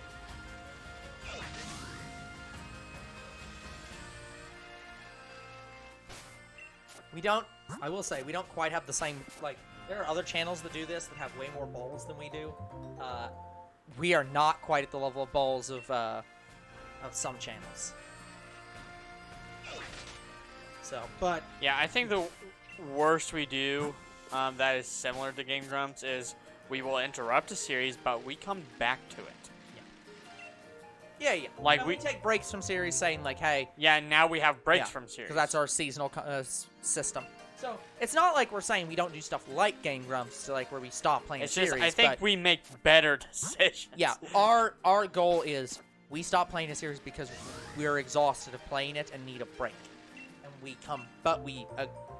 assure you we'll come back to it. We schedule that we'll come back to it. Yeah, I don't even think with Game Grumps they even promise to come back. They've had games. They've in fact promised the opposite many times. They explicitly state they won't do that. Yeah, I know. The main reason Aaron why, like stops having fun with some games. Yes, they made this very clear with Majora's Mask specifically. They were playing Majora's Mask, and Aaron got exhausted playing that game. So they stopped playing it, and then they did a fan vote. They did a vote saying like, "Hey, would you like to see us play this game again?" And it overwhelmingly was yes, because the fans loved that series. They desperately wanted to see him play that game. So they brought it back, and I think they played it for maybe a couple weeks before he just said, "Nope, don't give a shit. I don't care that you want to see this." And they've explicitly said they'll never bring that back. They might have since, I don't know, but I remember live watching that series, like the days those games came out, because it was back when I watched a lot of Game Grumps content, where they were just like, "No, we're not doing that," because they made a logical decision. If they said, well, this was back before they cared that much about analytics. Nowadays, they care a huge amount about analytics, more than, I'd say, the content, but they definitely still had a bit more passion in what they did back then, but they made a very logical decision of, the fans want to see this game, so we'll bring it back. And then they made another very logical decision of, we are not having fun with this game, and we care more about having fun with this game than you watching or us playing. Yeah, like, guys, there are times when we stop a series because we're having issues with it. Like, for instance, Sonic Unleashed. Sonic Unleashed, we stopped not because we wanted to. Like, we were at the end of the game. We went all the way through. We had issues, and we pushed through to the end of the game. Yep. The problem is how that level was designed. And that level was designed to be an all-in-one. And both me and older bro could not get through it due to our incapability of getting through that game. Like, but as you've said, the way that's done on the other version of the game is it's multiple levels and it's completely a better design.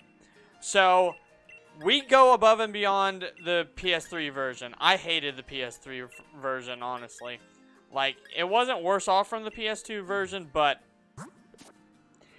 I think the PS2 version was better designed and had better decisions. So we're not even completely done with Sonic Unleashed because we're bringing it back for the PS2 version. But the PS3 version is going to be permanently it's a done game. Like, the only way PS3 version comes back is if Middle Bro tries to beat the game and he successfully beats it. Yeah. SpongeBob had a different problem. So, it breaks my heart to talk about it, because it's by the same developers that did Battle Bikini Bottom. Played exactly like it. However, the platforming was worse in the game, and the enemies were worse in the game. So there was some very, very bad decisions made. I also didn't like that they designed it a similar system to Golden Spatulas, where you could only progress through the game if you had a certain number of tokens. I hated that, because to me, SpongeBob, the movie, the game, should have been more like Madagascar, where it's level based and you don't have to have these certain amount of like coins to progress through the game. I hated that decision in SpongeBob the movie. Anyway, so I stopped having fun with that game altogether, and I quit it. I couldn't play it anymore. I was getting too pissed off, and I was worried I was going to break Older Bro's controller. So SpongeBob the movie, it's not coming back because Older Bro doesn't have any desire to play it, and if Middle Bro has any desire to play it, well, he can play it. Like, yep. Otherwise, SpongeBob the movie is not coming back. I would rather try to finish original Battle Bikini Bottom, which I've still not done yet. I'm at the final boss right now.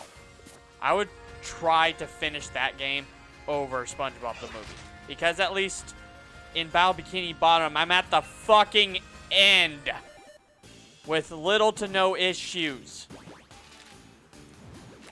Yeah. So, yeah, our policy on games has been and probably always will be, we go above and beyond to finish the game whenever we possibly can, and it is only when we believe we cannot finish the game that we say, cutting our losses, done. It has to, it will always be an extraordinary circumstance when we say we are not finishing a game. I don't know if we're going to have situations where I get so pissed off at a game that I quit it and then come back to that.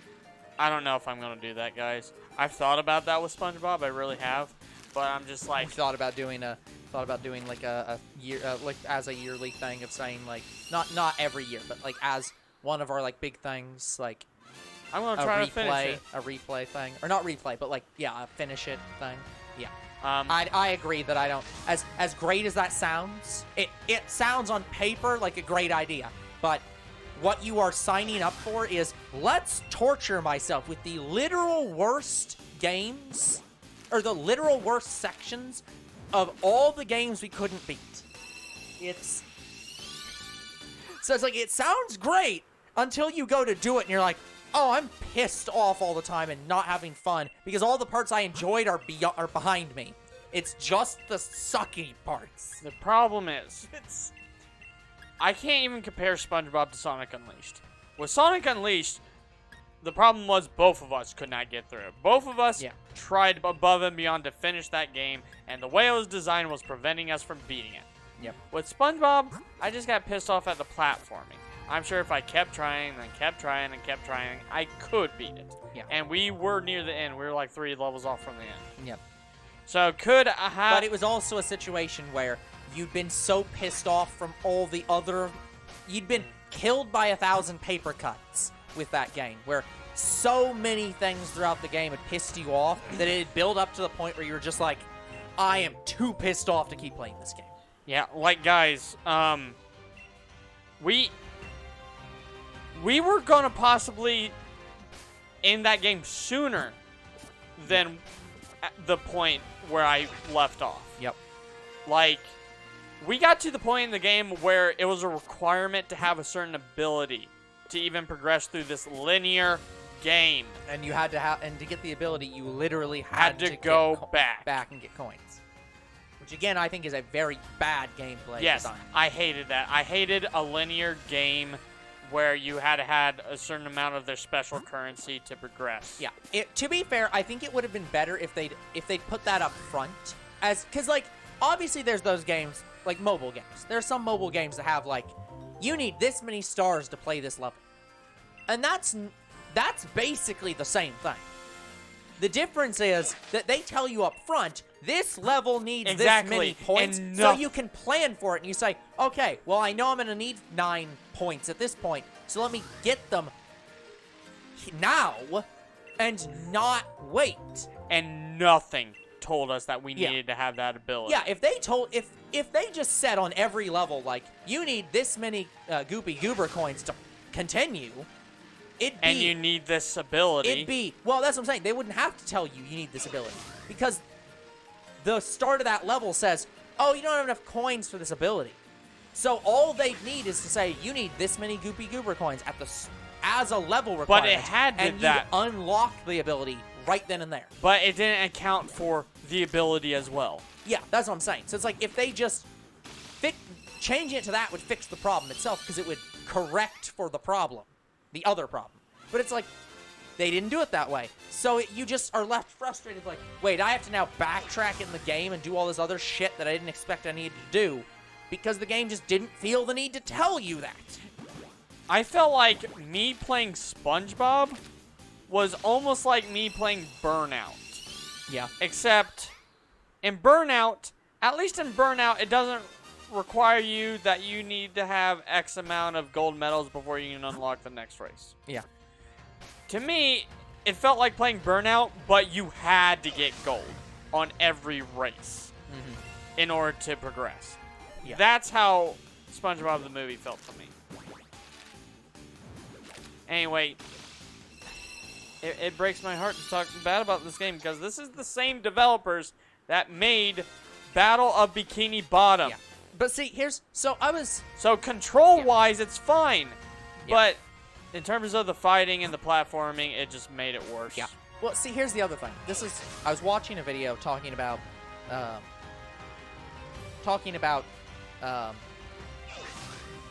was talking about different songs.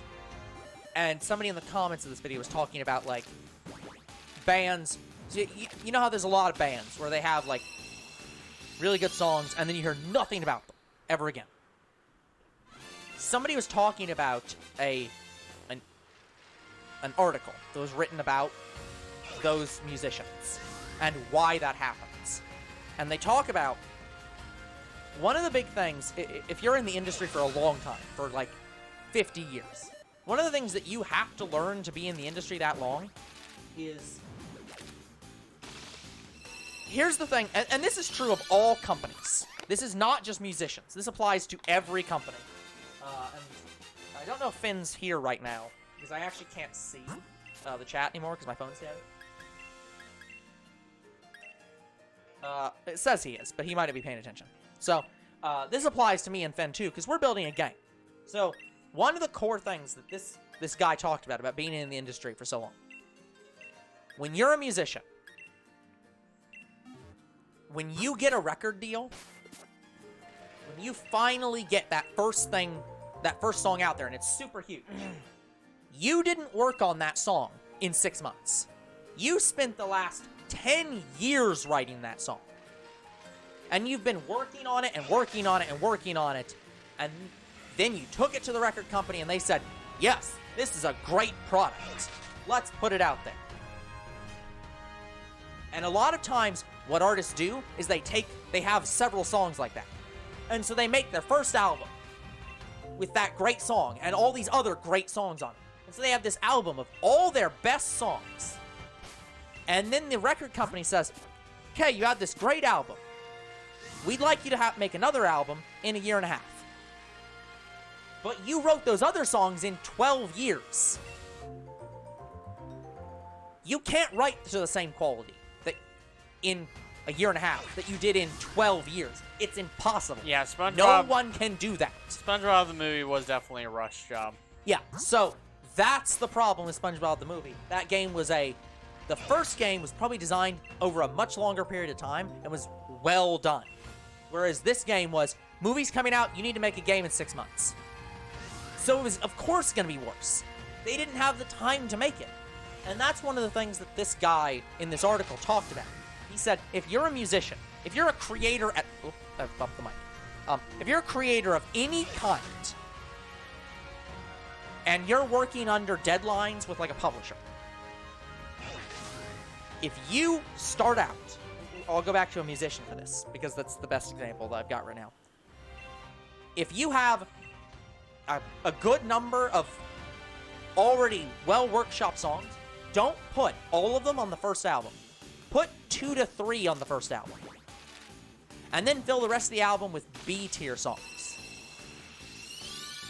And keep some of your best songs back for the next album. Because then by the time you get to the 3rd and 4th album, you've had 6 years to write another few A-tier songs.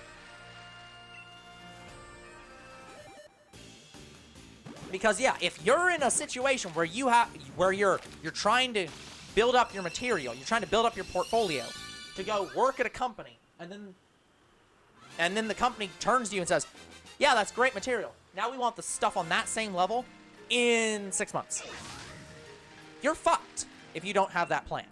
You're fucked if you just give them everything and then expect that you can get that same amount of good stuff in a 10th the time. You ain't gonna be able to do that. No one can do that. I'm not just saying that you're not a genius. I'm saying geniuses can't do that either. No human being can do that. So if you want to be in that situation, you want to be a musician that's around for 20 years, the musicians that are around for 20 years, hold back some of their great material and work on it for 5, 6, 10 years. And don't release it until it's good. And that means that they accept we're going to have B-tier content on our records alongside a couple good songs, a couple A-tier songs, and a lot of B-tier stuff. That's okay. You have to be willing to accept putting out okay material so that you can build up more A-tier material.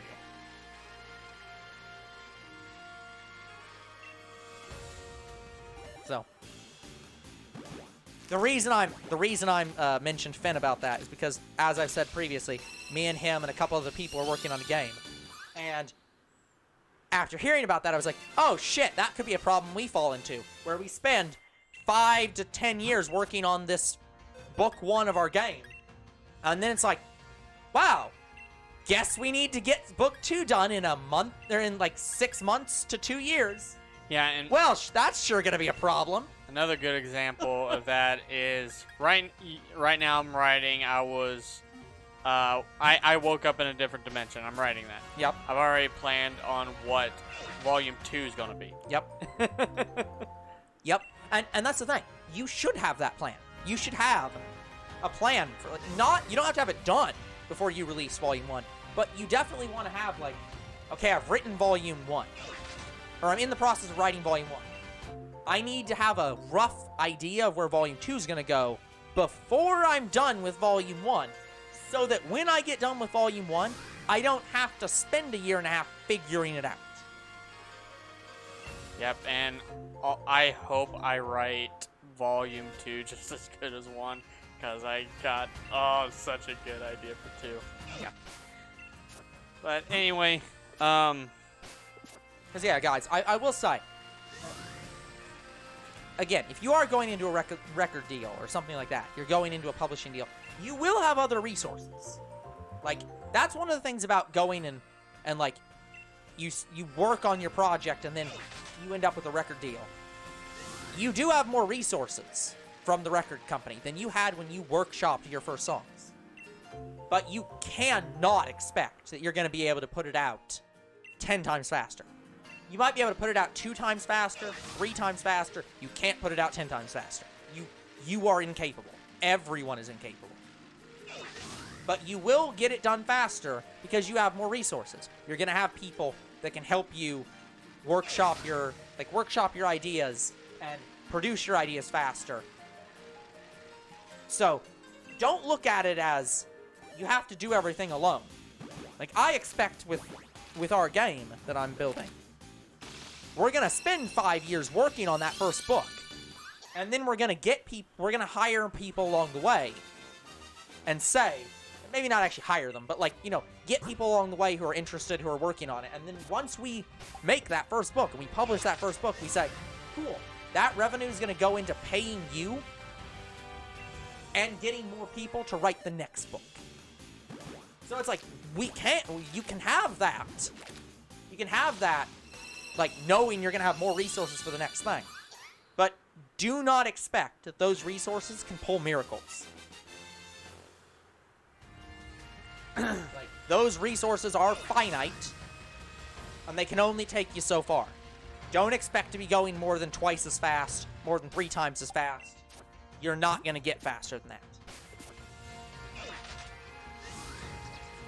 But yeah, guys, I'm hopeful to start writing on Quota again soon. I was going to do it today, but then I just didn't feel too good.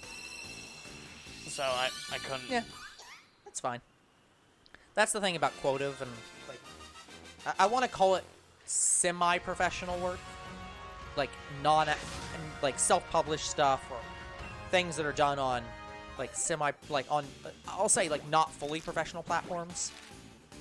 There isn't an expectation that you have to get to it. Everyone goes into it knowing, I know. I've just talked about working on Quota for years. Yeah. Never really started to work on it. Yeah.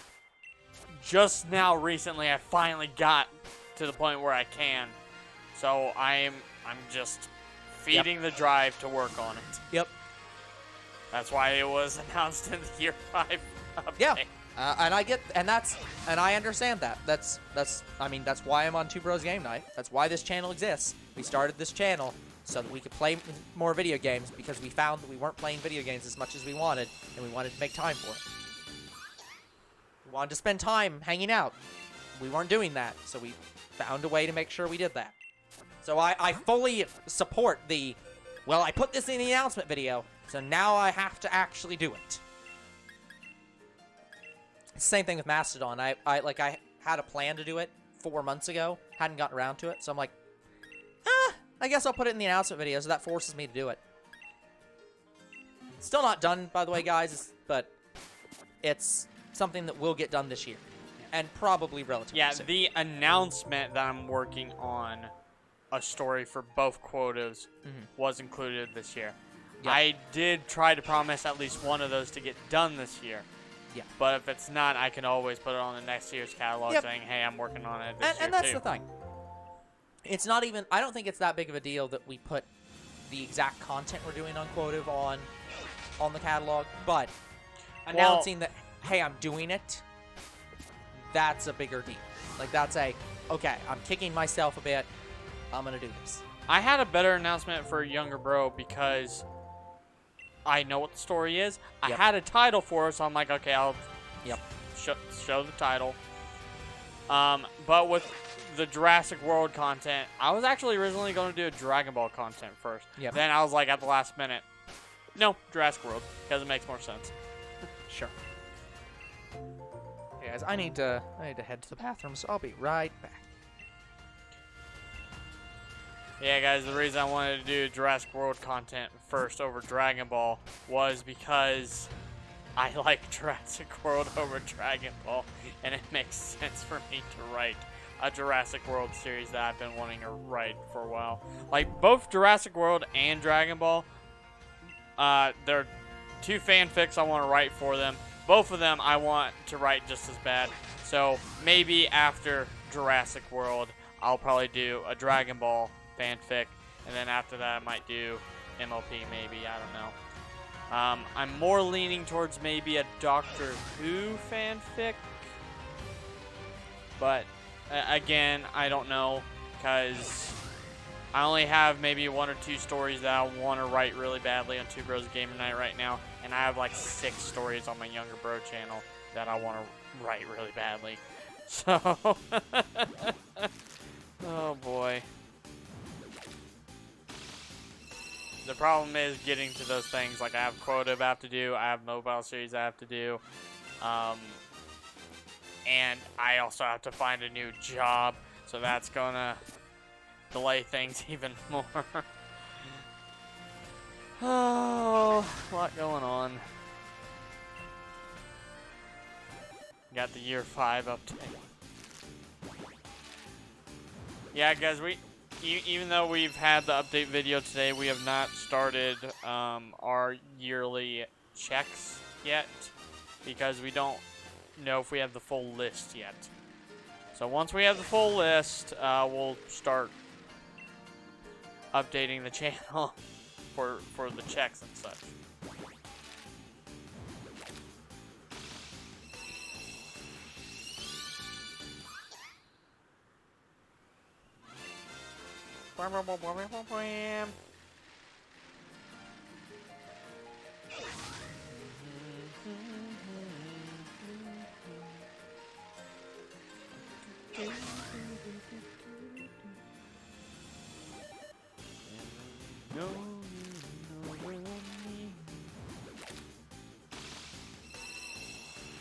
Have that song stuck in my head all day.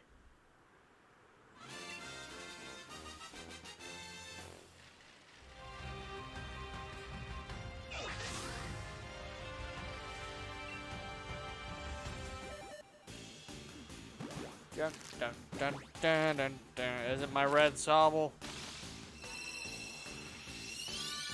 Of course not. Yeah, during all of our discussion, guys, I've been paying attention, I promise.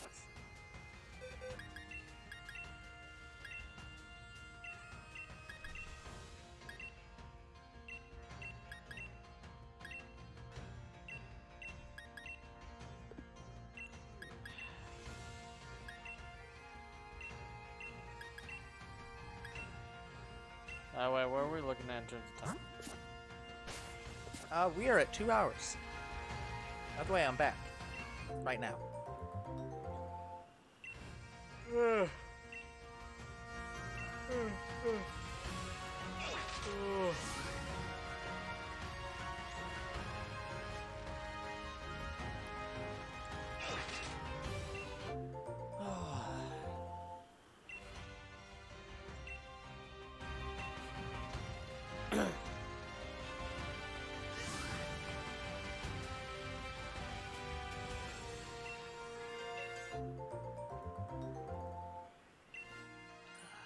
I think I'm going to stand up for a little while, because I am a bit tired of sitting.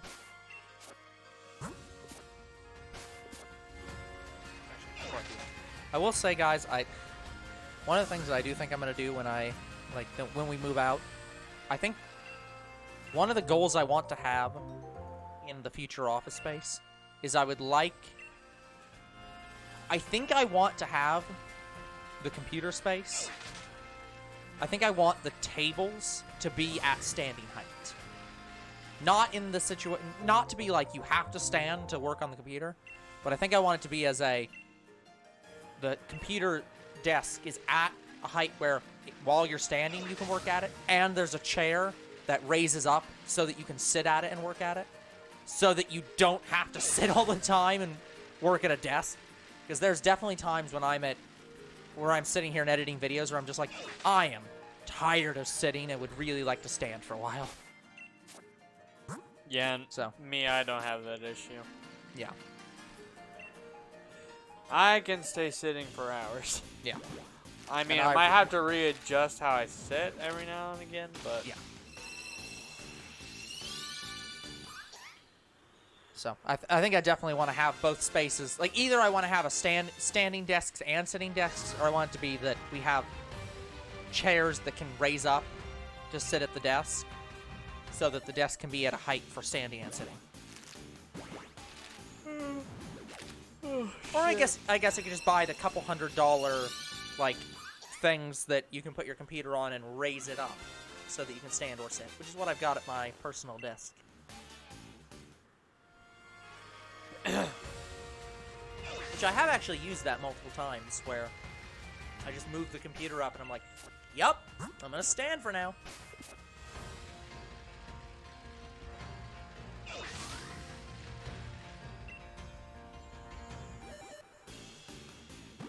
But yeah, guys, I am built to not, like, nod off or anything like that, so I don't get tired of sleeping, or really at all. Standing. Yeah, You said you don't get tired of sleeping, which is probably also true. I said sitting. No, you said sleeping. You definitely said sleeping. No, I said sitting. Anyway, I don't get tired when I'm sitting, and I don't get tired when I'm standing either. In fact, nothing tires me out. I mean, maybe work, but I cannot just go, like, come home and nod off. I can't do that. Like, my body just does not allow me to really relax. Well, that's a problem. And that's why I'm on my sleep medication, because it knocks me out. Yeah, see, I'm the exact opposite, where I can come home. If I come home, lay on my couch, and watch a video, I'll fall asleep for 3 hours. Yeah, and I can't do that. Like, I have a hard time trying to watch a movie and falling asleep to it. I have to watch that movie at least 6 or 7 times until I'm bored of it. To, like, fall asleep to it. Yeah, and I can watch a brand new video I've never seen before. Like speedrunning content or certain, like, math videos where I can just sit back, watch it, fall asleep, and then be pissed off, and I'm like, damn it, I have to rewind in the video and watch it again because I fell asleep during it. Yeah. Like, guys, whenever I try to sleep without my medicine, my brain does not like to turn off. It's not that I have 100,000 thoughts a minute. In fact, that's purposeful. I kind of, what I try to do is I make up a story in my mind, and I try to fall asleep to that story. It's almost like watching a movie, but really not. Except, you know, there's not really any sound to keep you awake. So, I get bored of these stories very easily, and I fall asleep to them when I have my medicine. But if I don't have my medicine and I'm trying to make up these stories, it's I can't fall asleep to it for some reason. Even though I've trained myself to fall asleep to this kind of thing, I can't do it without my medicine. Like, it just does not want to turn my brain off. Yeah, that's weird. So then I try counting sheep. Occasionally, that works. But it's very rare. And from what it seems like is my anxiety keeps my anxiety keeps me up. That's what keeps me awake. So it's anxiety and stress. And I can't fall asleep because I have too much stress and I have too much anxiety. Both of them are not a very good combination. That's why I had to get professional help and why I'm on my medication. Yes, guys, always talk to your doctor if you're in a situation where you can't like fall asleep or you have some other medical issue that is causing you problems. Please go to a doctor. I understand sometimes it might be expensive, but like it's more important that you are 100%. Like, never feel like your problems don't matter. They do matter. Go see a doctor. But yeah, guys, my body just cannot fall asleep on its own anymore. It sucks. It all started when I woke up one day at like 4 o'clock in the morning, and I was like, huh, I'm awake. Well, let me try to fall back to sleep. I stay in bed till about 6, and I don't fall asleep. I'm like, why aren't I falling asleep? I don't understand. I go and tell Dad, hey, I didn't get much sleep last night. So I'm going to be out of it pretty much all day. He's like, okay. Next night, I don't get any sleep at all. And then I started to become concerned about this. Luckily, I still haven't worked yet. So I told Dad about it. He's like, okay, if you don't get any sleep tonight, we're going to have to take you somewhere. Third day. No sleep, and I have to go to work. I'm on the verge of collapsing at work. Guys, I am so sleep deprived. So I get home, no sleep again, and luckily the next day I'm at the doctor's. They prescribed me a sleeping pill, and I fell asleep after that. The longest I ever went without sleep was, so it's been a couple months after I started taking my sleep medicine. It was a lighter dosage than what I have now, because I started to become a little bit resistant to the lighter dosage. At one point, I was up for a whole week straight. I'm guessing what probably ended up happening was that you ended up like dozing off without even realizing it, and like then waking like back up in a way that's like you probably were technically sleeping for a few hours or here a or few there. Seconds. Yeah, like for a little bit of time here or there, but you were not sleeping for 8 hours straight. No. It was like it would be like every so often you'd probably fall into a sleep-like state and then wake back up and not even realize you'd fallen asleep, because it was like it hadn't been enough time for you to even recognize that there'd been a break. Yeah. So, I had to get, still not good. I had to get a stronger dosage, and I've been fine, pretty much fine since then. I've had 1 or 2 times where I didn't fall asleep, early enough, but otherwise I've had better sleep. Speaking on that, I was watching a video about somebody. It was somebody who didn't believe in ADHD. Yeah. And in the comments, somebody was talking about like, oh yeah, this medication is a very common medication for ADHD, and they're like, but I really don't want to be on a stronger dosage of it. So they're like, so I just go for like every couple months I just go for about a week where I don't take it, just so my body doesn't become resistant to it, and then get back on it. Yeah. And I'm just like, and that's fine for something like ADHD, because it's like, oh no, you have a couple days where you can't focus on things as well. But for something like sleeping, it's like, no, you can't do that.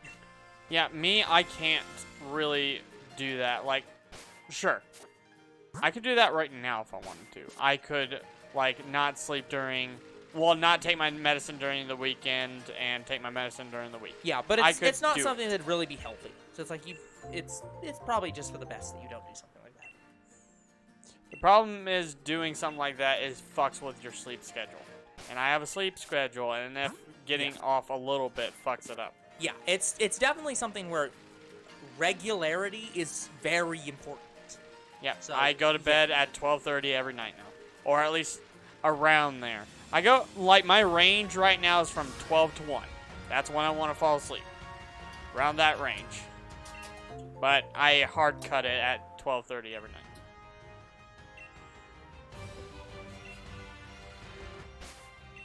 Yeah, and I definitely say that that's a good plan. Like, I'll let you guys know, I don't mind going 1 day without sleep. That's not going to kill me. But it's when you go 2 to 3 when it starts to hit you. As someone who now values sleep heavily, you do not want to go more than 1 day. Don't try it. I'd like to say this to younger sis, but she wouldn't listen to me. Take it from younger bro. Sleep's very important. Because honestly, I am surprised I'm still alive. We are all very grateful the younger bro is still alive. Thank the Lord. Like, I've had so many near-death experiences in my life. The most recently is my sleep anxiety and the semi-truck that almost hit me.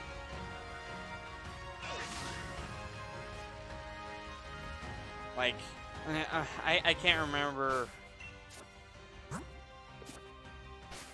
I can't remember when lack of sleep kills you, but I know that I was well over the time it should have.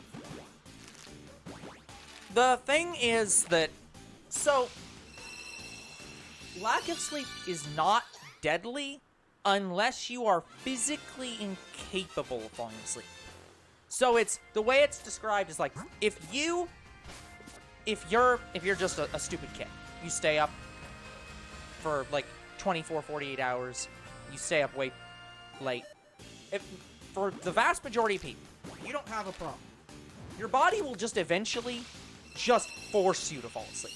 That's usually when you are consciously deciding not to sleep. When you are not doing that, when it's not a conscious decision, and it's like an actual medical issue where you are incapable of falling asleep without medication, it's like, I think it's less than a week. But I can't remember the exact date. But yeah, for the vast majority of people, if you are just being stupid and refusing to fall asleep, eventually your body will give out and force you to sleep. You cannot actually control whether you sleep or not that much. Your body will eventually just say, no, I'm forcing you to sleep, and you will not get a choice in that. So, for most people, you won't die from choosing not to sleep. You're just stupid for doing that. But you very, can. very stupid. You can. And, as Younger Bro says, you can die from not sleeping. And there's no reason that you should not sleep. It's definitely a situation where it is not worth dying, so you should just sleep. Like, guys, I used to be a night owl. I still am. I'm still a night owl. But my head started to hurt whenever I stayed up to 2 o'clock, because that used to be my time to fall asleep. 2 o'clock in the morning. So I made it earlier than that. Like, now my head doesn't hurt because I'm going to bed at 12:30. Because I'm like, that's the time usually my parents said, hey, that's when you have to go to bed. So I'm like, okay, my body might like that, and I felt fine since. Yep. Turns out they said that for a good reason. So I don't stay up till 2 o'clock in the morning anymore, even with the pills. Even with the pills I take, I can't do it. My head just throbs. Yep. So, yeah, as someone who used to be a night owl and someone who didn't care when I fell asleep at night, I care now. Yeah. Well, and I'll definitely say this. I think with you, it's not as big of a deal to be a night owl. That's fine. It's just that you need to sleep regularly. So if you're a night owl, it's fine. You can sleep from 8 a.m. until like 4 p.m. That's fine. Who cares? The exact time you take sleep isn't super important. If you work better at night, by all means. but you still have to regularly sleep. So Yeah, and my body. Get your 8 to 10 hours in somewhere. Yeah, and my body was at the point where it wouldn't sleep anymore. Yeah. So I had to That's get a problem. help. Yeah. Yeah. That's a very big problem.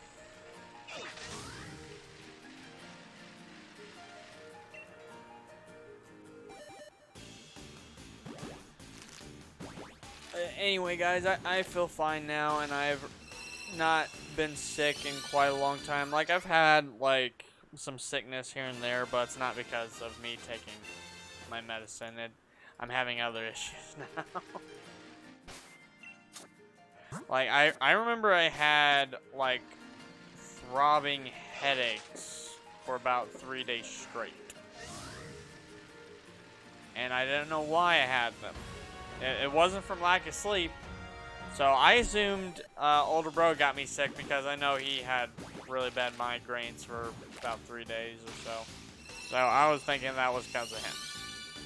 If anything, in many situations, my headaches are also from sleeping at wrong times. So Yeah. I do sleep regularly, but there are days when I just can't sleep, and so I don't fall asleep till 3 a.m. or something stupid.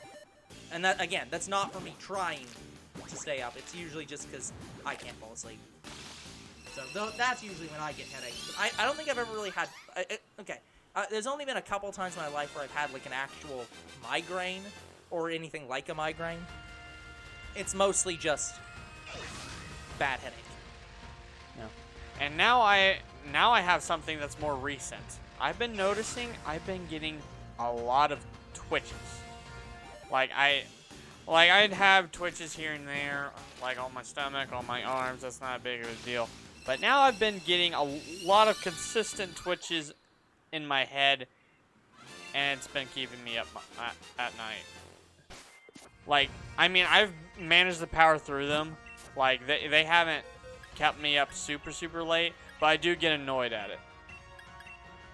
And it makes it worse when you keep thinking about it, guys. So, and I think I know why I'm having a lot of twitches is because I'm stressed. And I know what's stressing me out.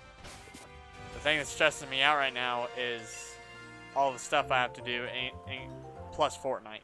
Fortnite stresses me out a lot. Yeah, I think that... So I'm having a little bit of a break from Fortnite. Yeah. I think it's definitely a situation where there... And just, yeah, to be clear.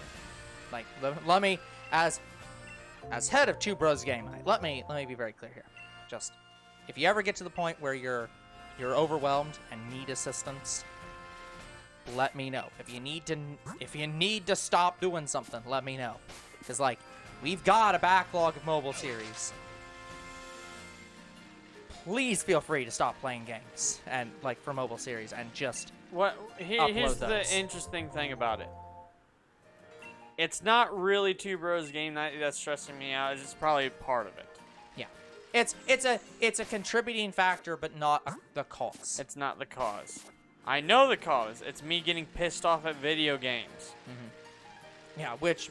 Yeah, I mean, I've had very rare outbursts as of late. Yeah.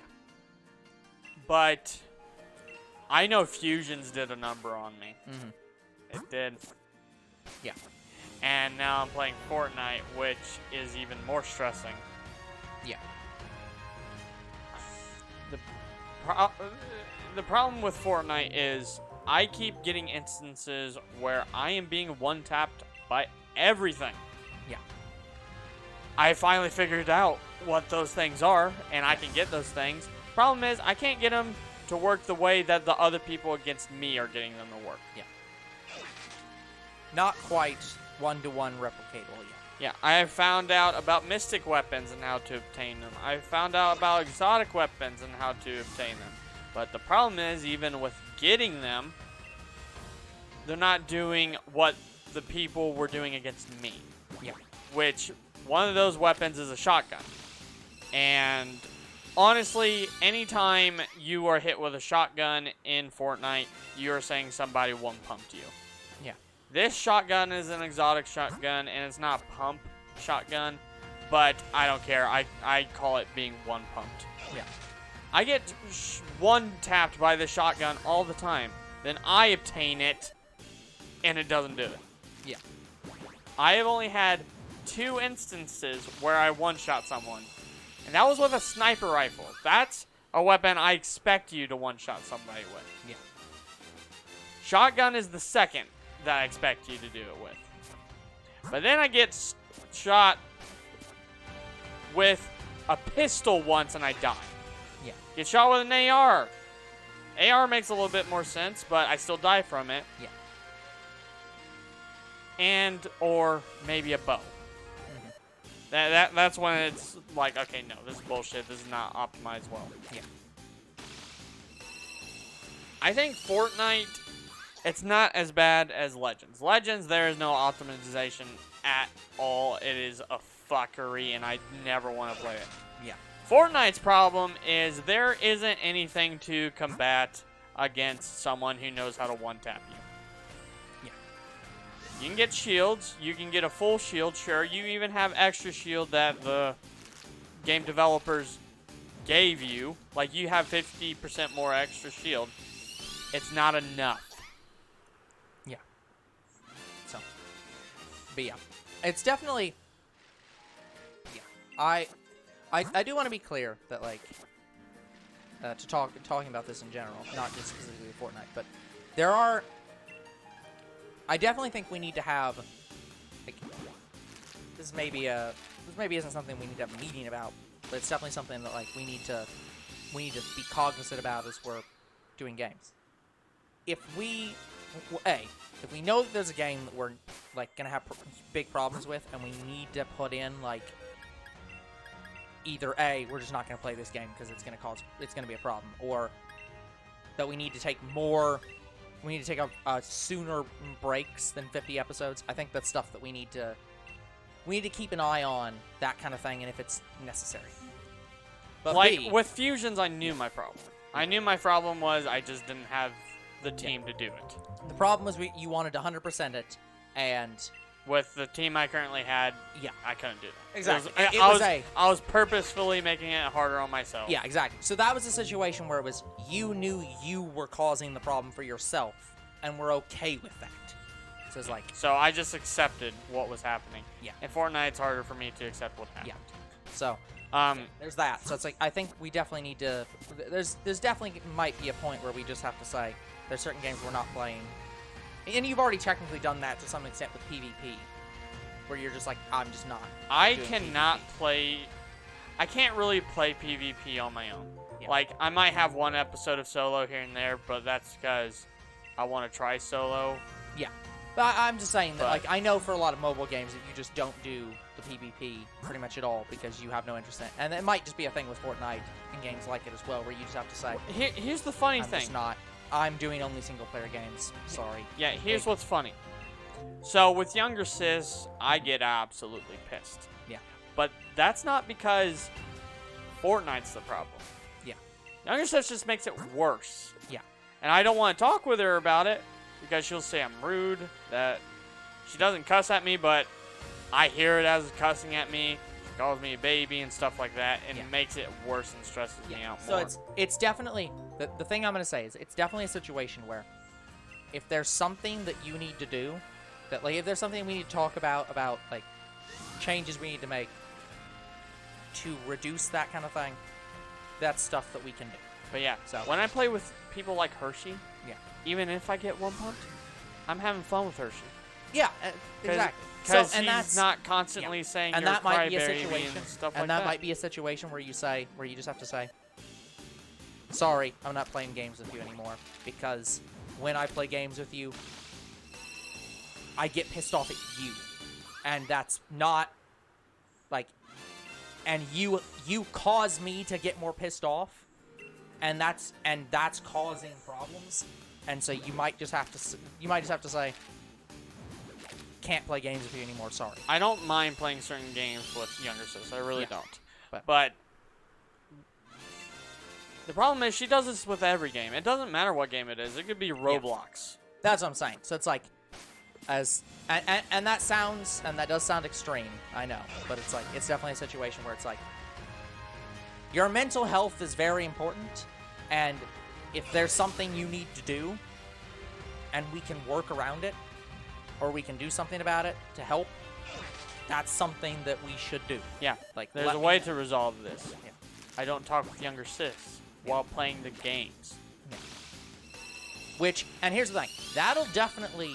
That's probably going to happen. Yeah, because eventually we'll move out, and she'll have to Discord call, because she's not going to come over and play games live. She doesn't even really want to use Discord calls too much to begin with. Yeah. Like, I've at least convinced her to at least be in the call. That way we can directly talk to her, and she can just have her mic muted. Yeah. So I've convinced her to do that. So I think eventually that's what's going to happen for the rest of the time, and she just won't be communicating with me at all. Yeah. Which might help. Like, guys, I love younger sis. I really do. But she is just making my stress worse. Yeah. And that's what I'm saying. It's like, that's the more important thing to me, is that... Like, my friends can laugh and joke with me about it. Yeah. And I can laugh and joke with them. Like, yeah. I was mad at this situation. I can laugh about it now. But I can't do that with younger sis. Yeah. So, yeah. I definitely... The core thing I want to make sure of is just that you're aware of the situation, what's causing it, and that you're not removing... Like, that you're not preventing yourself from getting any assistance with it. So far, right now, the way I'm handling it is... I'm just going on breaks after I play with younger sis. Like, I need a break from Fortnite. I want to do other things. So, I don't mind playing Fortnite, like, once a week with younger sis, but I don't think I can do it every day.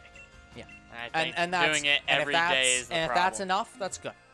So, but if it's a situation where problems keep occurring, what I don't want you to do is to take options off the table because you feel like, oh, well, that's too extreme of an option. I'm like, it's like, no. If you have to just say, sorry, every time I play video games with younger sis, it causes me to have too much anxiety and like anger from all the situations caused by her. Please don't don't put removing her off, like, from series off the table just out of like, well, but I can deal with it, or that's rude and I don't want to be rude or something. It's like, no, your mental health is very important. So I just want to make sure that that you understand how important that is, and that you're doing steps to resolve the problem, and recognizing that, like, if it doesn't resolve, I have to move on to further steps. Like, eventually, if I get to the point where I don't want to talk with younger sis while playing the game, that's going to resolve itself once we move out. Yeah. So, again, I don't mind playing games with younger sis. I don't. Yep. I just don't want to do it every day. Yeah. So, yeah, and if that's working, and that's resolving the problems, then perfectly good. But yeah. Yeah, and younger sis, she's been playing Fortnite every day, guys. Every day. She is definitely better at solo than me, in the sense that she doesn't get as pissed as me. Because she knows that there's people better than her out there. And guys, I'm not even getting mad at the people that are better than me. I'm getting mad at the people who one-shot me. That's what I'm getting mad at. Because younger bro feels like that's not them being better than him. That's... Sometimes it isn't. Yeah. Like, I have been one-shot by someone who kill me, then 2 minutes later they get killed. Yeah. And I watch how they play. I'm like, you lucky son of a bitch. Yeah. Yeah, the watch cam. Oh, it pisses me off more with that too. That's, like, yeah. Okay, it doesn't piss me off after 20 seconds. When I'm on them, spectating them for a minute, that's when I start getting pissed. It's like, I don't care about this person. Please move on to the next game. Yep.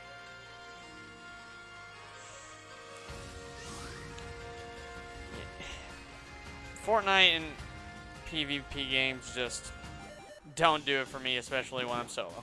Yeah. The only...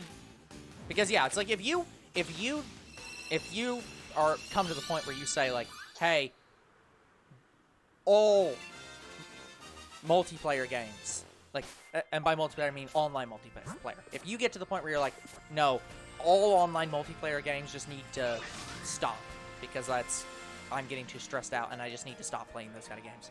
I think that's a perfectly fine thing to do because it's the only game I feel. There are games that have PvP in it that I feel comfortable playing solo. Yeah. Like Jurassic World as an example, and even PUBG. PUBG is probably the game I feel most comfortable playing solo. But there's a lot of games out there that you're just like, not only are you not comfortable playing them solo, you're not comfortable playing the PvP at all. Fortnite is not one of those games. I feel comfortable when I'm playing with friends. Yeah. I don't feel comfortable when I'm playing with younger sis. Yeah. And on my own. Yeah. Which, yeah. The other thing I would suggest is that, like, people have suggested to me, well, just go into the creative mode of Fortnite and, you know, practice. I'm like, that's well and good. But the problem is, Fortnite's creative mode is very hard to navigate. Because there's so much shit to it that I don't know where's what. And I look at videos on it, and they're like 2-3 versions away from the version I'm currently at. So it's not even accurate anymore. So I have no idea how to navigate creative mode and no idea how I can practice with my friends on creative. Yeah. So I'm like, okay, my only way I can practice is by playing solo matches and just keep playing the game. Yeah. That is the only way I can practice, and it sucks. Yeah. The other thing that I might recommend is that this works well for me. There's a few games that I play as like very as relaxing games, where they're games where I play them specifically as like they're games that I know that I'll play through and I'm not going to gain any stress from playing them, and they're just there for me to spend time having fun. Yeah, I have games like that. Yeah, those are definitely some things that you could also do of like. I mean that's why I just added a mobile game so I can play something without worrying. Well, I'm saying I would get a game. This is what I have for.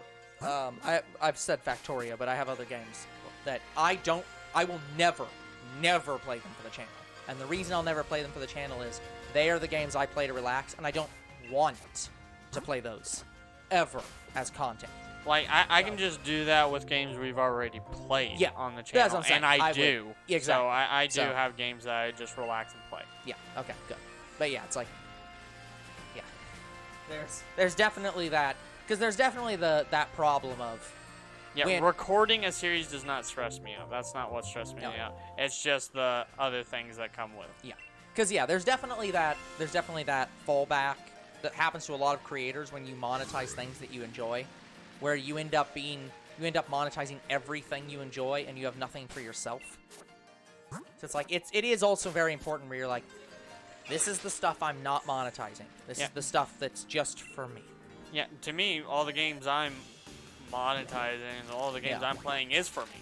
Like, I'm choosing to play those games. Our channel is very weird about it, where we are technically monetizing it by the fact that we're playing them and streaming them for YouTube, but like the channel is designed in such a way where we're like, it's all for us.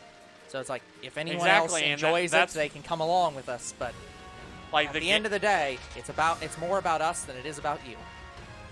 Yeah, like there are games that will stress me out. I will not disagree to that. Yeah, and I don't think we can avoid games that stress you out in general. Like, I think that's an inevitable part of life. Of like, people get stressed, and it comes with the Two Bros Game Night package. Yeah, but it's definitely a thing where there's an acceptable amount of stress, and then there's unacceptable amounts of stress, and knowing where that is and saying, this is unacceptable amounts of stress, I need to stop doing this, is very important. But yeah, I've actually started to play PUBG Mobile again because I was just tired of playing only Fortnite. Yeah. And Younger Sis doesn't even want to play PUBG Mobile with me, despite the fact that we played it for years together. Yep. And she probably just got bored of it. I mean, she gets bored with a lot of games. I'm expecting that she's going to get bored of Fortnite eventually. Probably. But anyway, guys, even though PUBG Mobile is PvP and PvP games stress me out, PUBG Mobile is one of the few games that doesn't stress me out even if I lose. Like, sure, I'll get mad, but it doesn't stress me out. Because I know... A lot of people will hate me for this. I could play PUBG Mobile and win 20 matches in a row with no issue. Solo. I do that in Fortnite. I'll get 1 win out of the 20 matches. That's saying a lot. And a lot of people will just say, oh, just get better at Fortnite. The problem is the only way I can get better is if I kept playing the game. And I'm saying even 20 matches later in Fortnite, I'm still no better than I was. Yeah, the thing with... Here's the thing. The thing with get good as a statement is it's a fine statement and all, but the problem is... It's not explanatory. Well, no. It's... Get good is explanatory in the sense that it's... When there's a problem that... It depends on the situation. Some issues can only be resolved by you just playing more and getting more experience in the game and just getting better. Yeah. There are some situations where it's just like, yeah, if you're struggling at this, it's not because you're doing anything wrong. You just haven't done it enough. And once you've done it for 20 hours, you'll be like, "Oh yeah, I absolutely don't understand why I was struggling with this thing." So, it's not that there's no precedence for get good, but the problem is there are some games where you can't get better, and I think Fortnite's one of them. Yeah, there are different games, and they're not even all the same game for everyone. There are some games for every person out there where it doesn't matter how much time you put into it, you will never be better at it. And get good at that is not going to resolve the problem. There are some games you just have to accept that I'm never going to be any better than this at the game. I am at my peak. I think the other reason Fortnite stresses me out so much is I can play PUBG without worrying that I'm going to get one-tapped by every single, weapon thrown against me. Yeah, and that's the thing, is... If your explanation for it is saying, yes, I prefer this game because I believe the weapon balancing is much better in this game, and it's like, yeah. It is. There is, but that's what I'm saying. Get good's not resolving that problem. That's called, hey, game devs, get off your fucking ass and make the game better. Yeah, I think the problem with Fortnite is that they don't optimize their weapons better. They add new things, but it doesn't help against the things you want help against. Yeah. To me, there should be an ability in Fortnite, because Fortnite technically has abilities. An ability that allows you to not get one-tapped I was gonna say, you want for sturdy. a while. I want sturdy or invulnerability for a short amount of time. Yeah. And we don't have that. All we have is whatever shield we have. The only thing I can compare PUBG and Fortnite to with one-tapped weapons is their sniper rifles. I think the sniper rifles are the only things that are optimized well, because they both do the same thing in each game. If you hit someone in the head dead on, they will do vastly more damage than any part of the body that gets hit. Yeah. Which is fair, which is correct. But it's when you start getting one-tapped by a pistol in Fortnite when you start questioning it. Because I could use a pistol in PUBG. It takes me at least 50 shots before I kill someone with a pistol in PUBG. Yeah, it's meant to be chip damage. It takes 5 seconds for you to die to a pistol in Fortnite.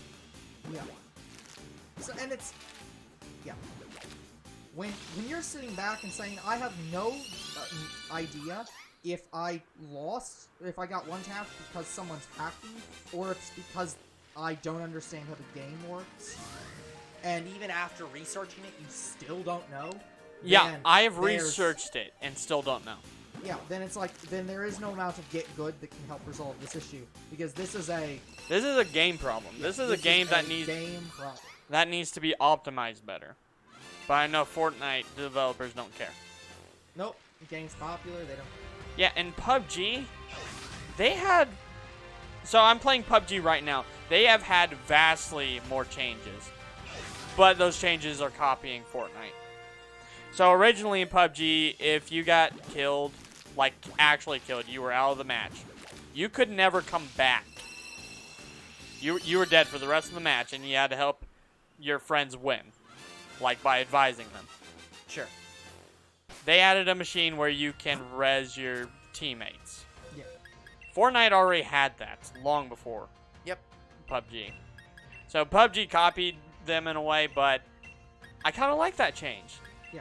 It's like, okay. Because it's a better idea. It's a good idea. Like, yeah, you're not permanently out of the match necessarily anymore. However, they've optimized it a little bit. You cannot be rezzed within a certain amount of time. Yeah. So if it's near end game and you are within like the last 3 teams and the zone is very, very small, that doesn't work anymore because I just watched that happen today. Yeah. So you are now at the point where you can't res your teammates because you took too fucking long. In Fortnite, you could do it at any time. You can even brave the storm and go revive your teammates. And that's fine too. I don't hate PUBG's way of doing it or Fortnite's way. Yeah, it's a unique design decision on like how to handle a mechanic. Yeah, and I also know PUBG added new scopes and how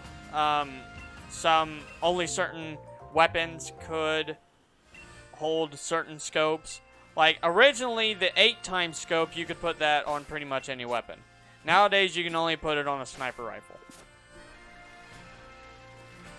So changes like that, it didn't really make me mad too much. But I also think they re-changed it back to where you can put an 8x scope on any weapon again. But those kind of changes is not what's making me angry. It's the optimization of how the game works and how certain weapons work that is making me angry. So Fortnite, you're addicting. I'm on the Fortnite train. I like the game, but I don't like it enough to where I feel comfortable even doing one solo match. Like, my heart is already racing while I'm waiting to do a solo match. And PUBG, I'm like, whatever. So I'm doing solo match. I'm going to at least get in the top 10. Sorry about that, guys. I just don't have that sense of fear in PUBG than I do Fortnite. Because I see PUBG as more simplistic than Fortnite. Yeah. PUBG is like Call of Duty.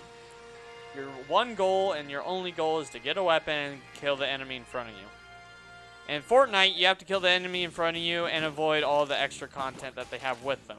Like a sword. I like the idea. I like that phrasing of it. Just, You have to kill them and avoid all the extra content.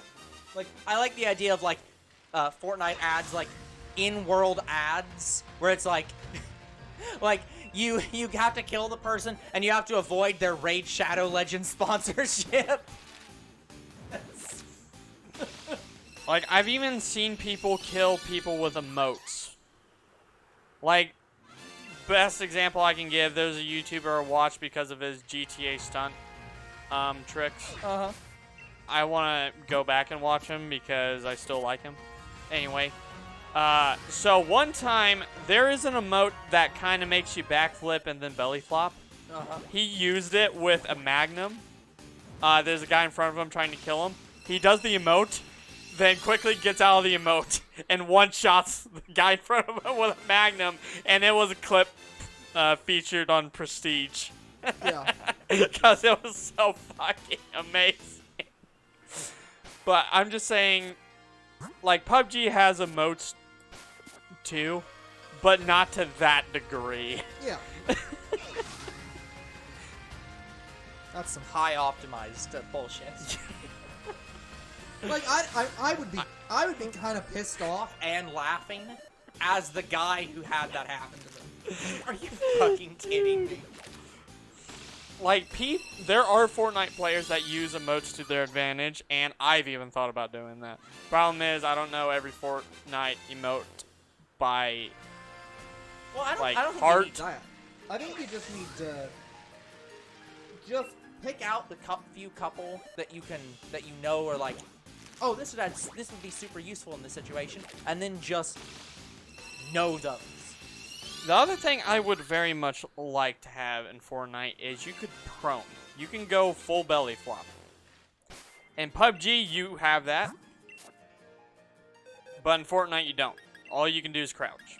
Yeah. And I don't like that.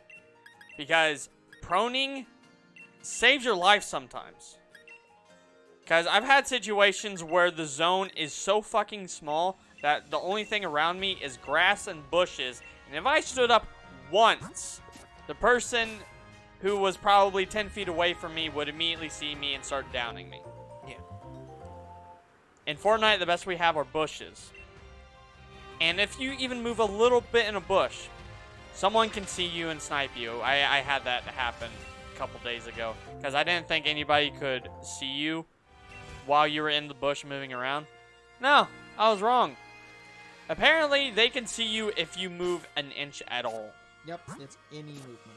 And the problem is, the only way to see out of a bush is if you're kind of on the edge.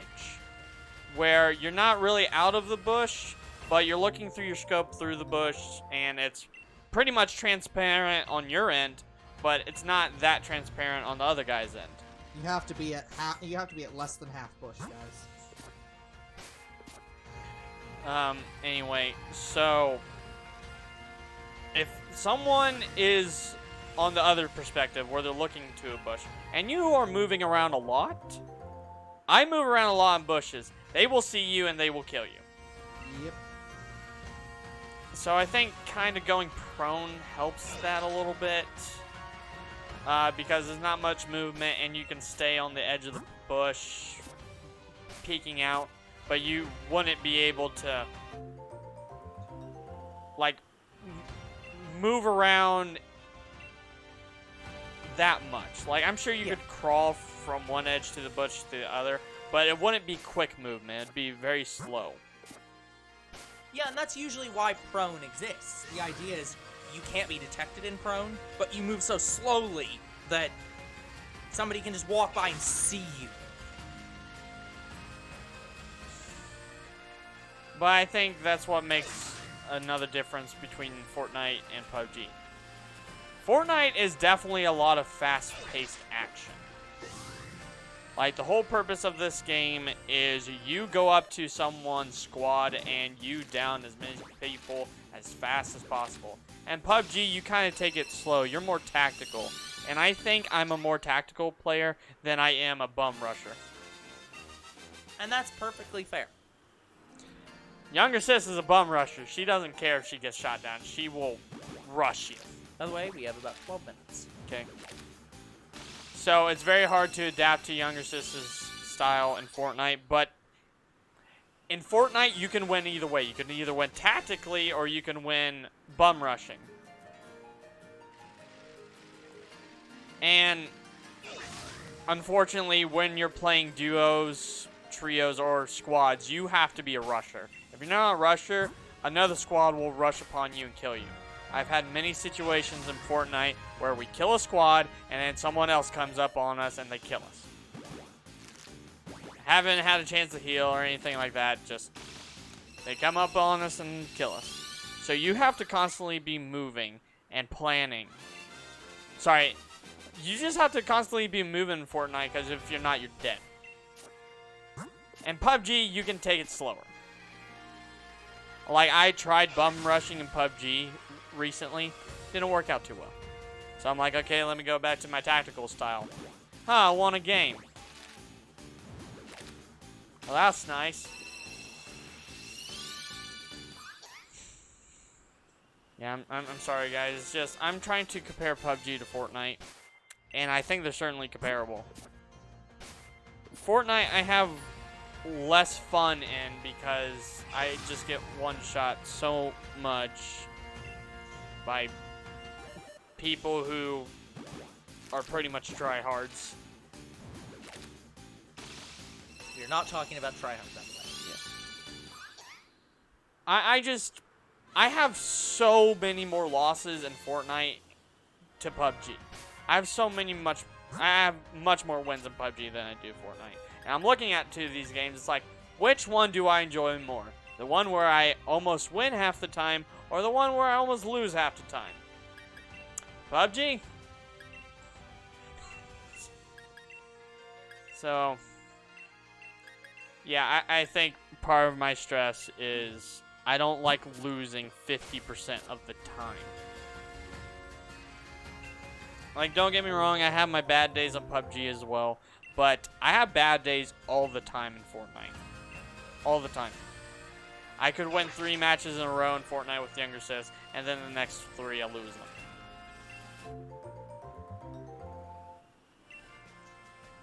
That's when the game stops being fun. Then I could play Fortnite again the next day, and then all day we just lose. Loss after loss after loss. I don't even mind getting at least in the top 10, but it's when we go 3 matches in a row where I'm in the top 20 or the top 30. That's when it stops being like,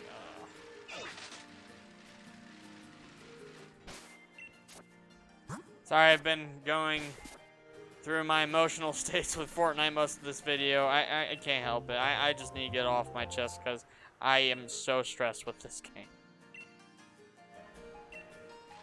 Just how dare you, younger bro? How dare you vent a little bit in this, podcast? But yeah, I enjoy Fortnite enough to where I can keep playing it, even though it stresses me out so much. I just need a break every once in a while. And so having a break every once in a while should be good for me. In fact, it is. Good to hear.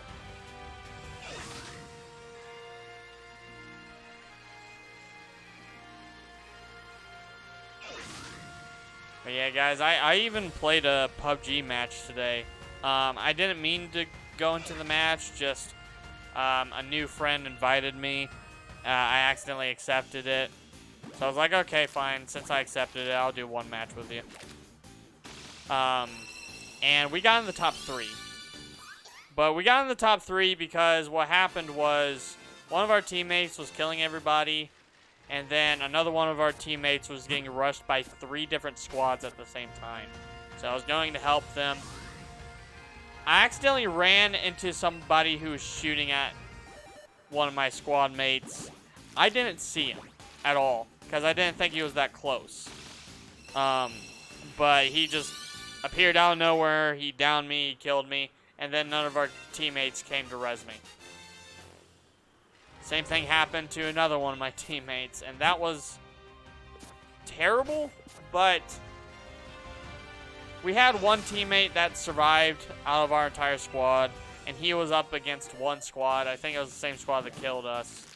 But we still got 3rd place, and I was like, yeah, whatever.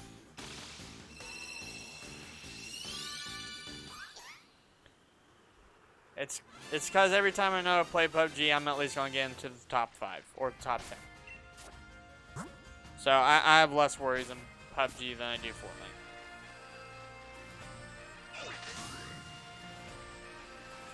But maybe that's because PUBG is so much more bot heavy than Fortnite. Fortnite still has bots.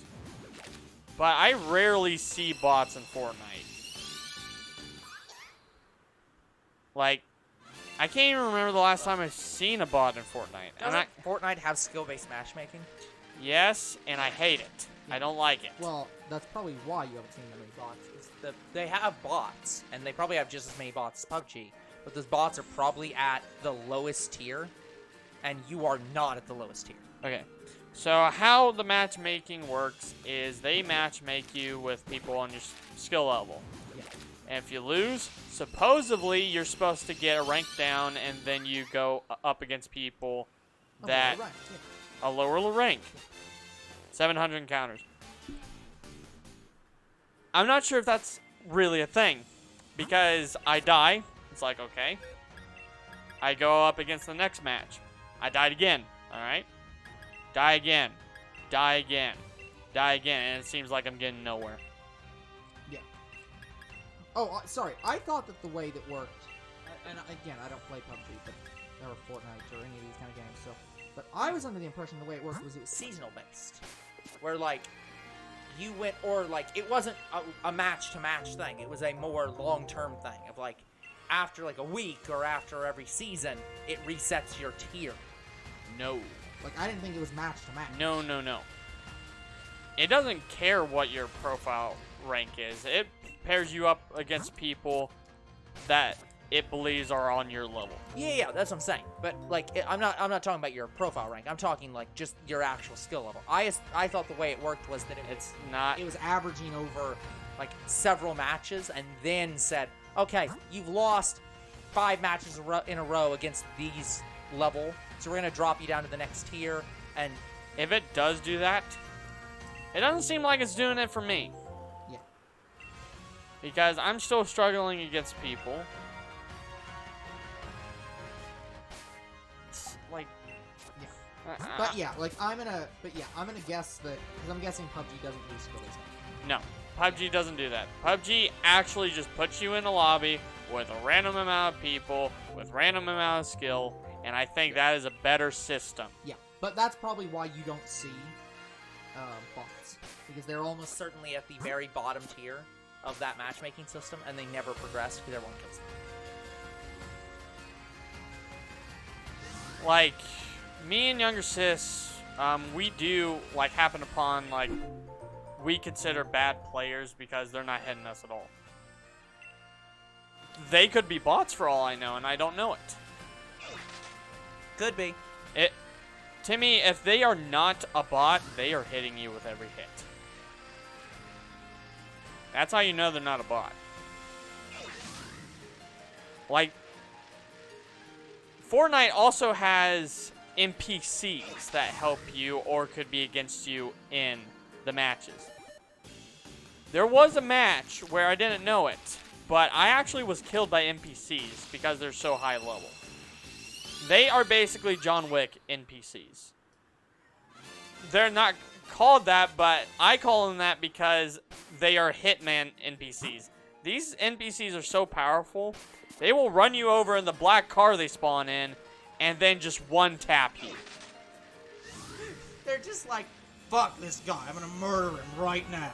Literally what happened was these NPCs spawned in their black car in a match that I had in the middle of me fighting 2 squads by myself because younger sis was off somewhere getting like Killed. loot or something. So I'm in the middle of downing people. I down one person. These bots spawn and they both come after me despite there being 3 people around me. They come after me and only me. And they kill me in 2 hits. Like, that's the kind of things you have to go up against in Fortnite. You have to go up against all their extra content. And it wasn't even... Okay, I think I understand what you mean by extra content. Yeah, it wasn't even a player that killed me. It was freaking high-level NPCs. I mean, that's interesting. I'll give Fortnite props for it. Like, I have not seen a game do that before. And it makes me more cautious in Fortnite. But I was already cautious in Fortnite, and that happened to me. Hello, Axolotl. Hey, Axolotl. Thank you for the follow. Thank you for the follow. But yeah, PUBG, I don't have to worry about that. Literally, pretty much every 5 minutes, they spawn a bot, and you kill them. You just have to constantly be looking behind you because there's a feature where if you're running in a straight line, you can just... You have like a free camera in PUBG. Fortnite, you don't have that. You have to constantly turn your character to look behind you. Well, that's cool. Well, I hope you're able to save up for it. Now, an important question for you, Axolotl. Mudkip or Whooper?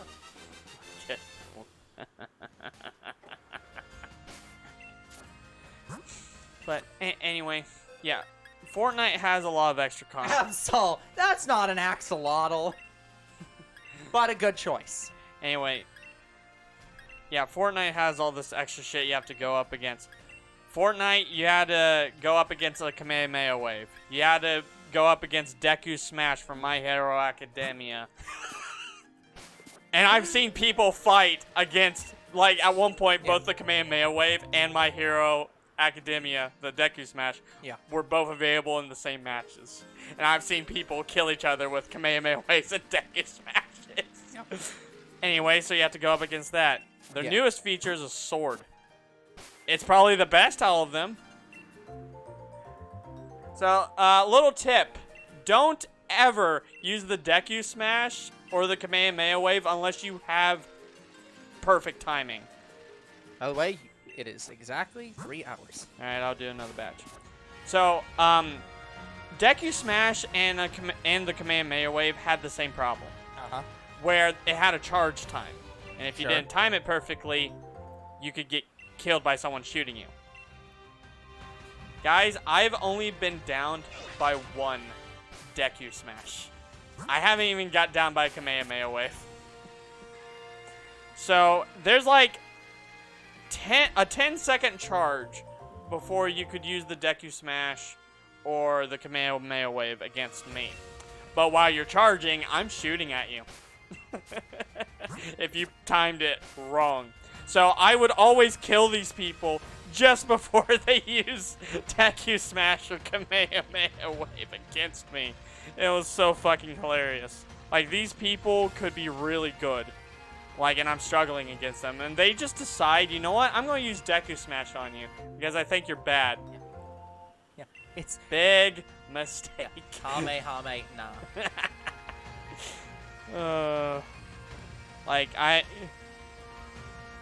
Is the DLC worth it, though? Well, it's not out yet, so, I mean, I'd say the DLC is worth it if there are Pokemon you want to specifically play with, and also if you want to continue Sword and Shield story. So, yes. But technically, it's like the content isn't fully released yet, right? In terms of like actual. He's talking about Sword and Shield. Oh, Sword and Shield. Oh yeah, it absolutely is. I wouldn't get it for the Dynamax Adventures. That's the only thing that was kind of iffy. But for story-related content and the use of more Pokemon, yeah. Especially if there's Pokemon you want, and you can only get them from DLC.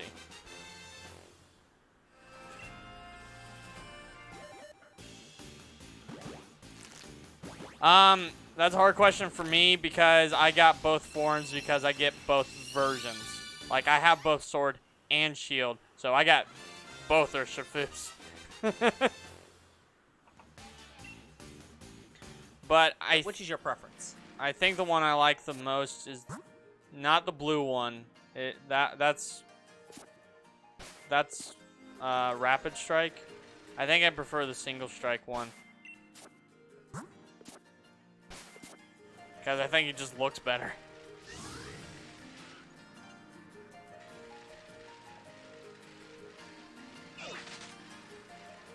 I mean, if you want Rapid Strike, then your choice, but I prefer Single Strike.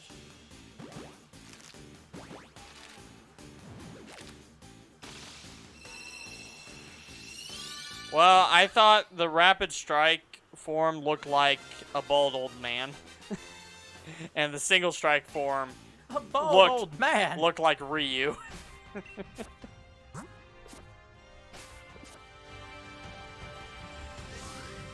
So I think that's part of the reason why I like Single Strike more. But again, I got both of them, so I don't really have a preference really for any of them. Like, I don't know which one's better in terms of like combat or anything like that.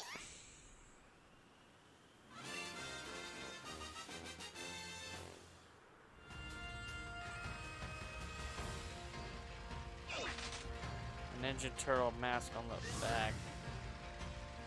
I don't know. I haven't studied Urshifu's forms enough to know what you're talking about. Oh. Yeah, anyway. Luckily, the good news is Google exists, and you can look up the images, so since we don't know, you can easily find out. But anyway, I think I got all of my problems with Fortnite off my chest. I'm sure I'll continue to talk about more and more problems when I play Fortnite for the channel. Pain in the ass. That's what Fortnite is. I almost want to go play a PUBG match now, but I have to charge my phone.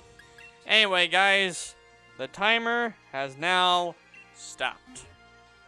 So, aside all my problems with Fortnite, that is going to be it for today's episode. So, like and subscribe to YouTube and Twitch. Comment to videos if you do read them. Follow on Twitch. We'll see you guys on the next Shiny Hunt. Goodbye. Good night, everyone.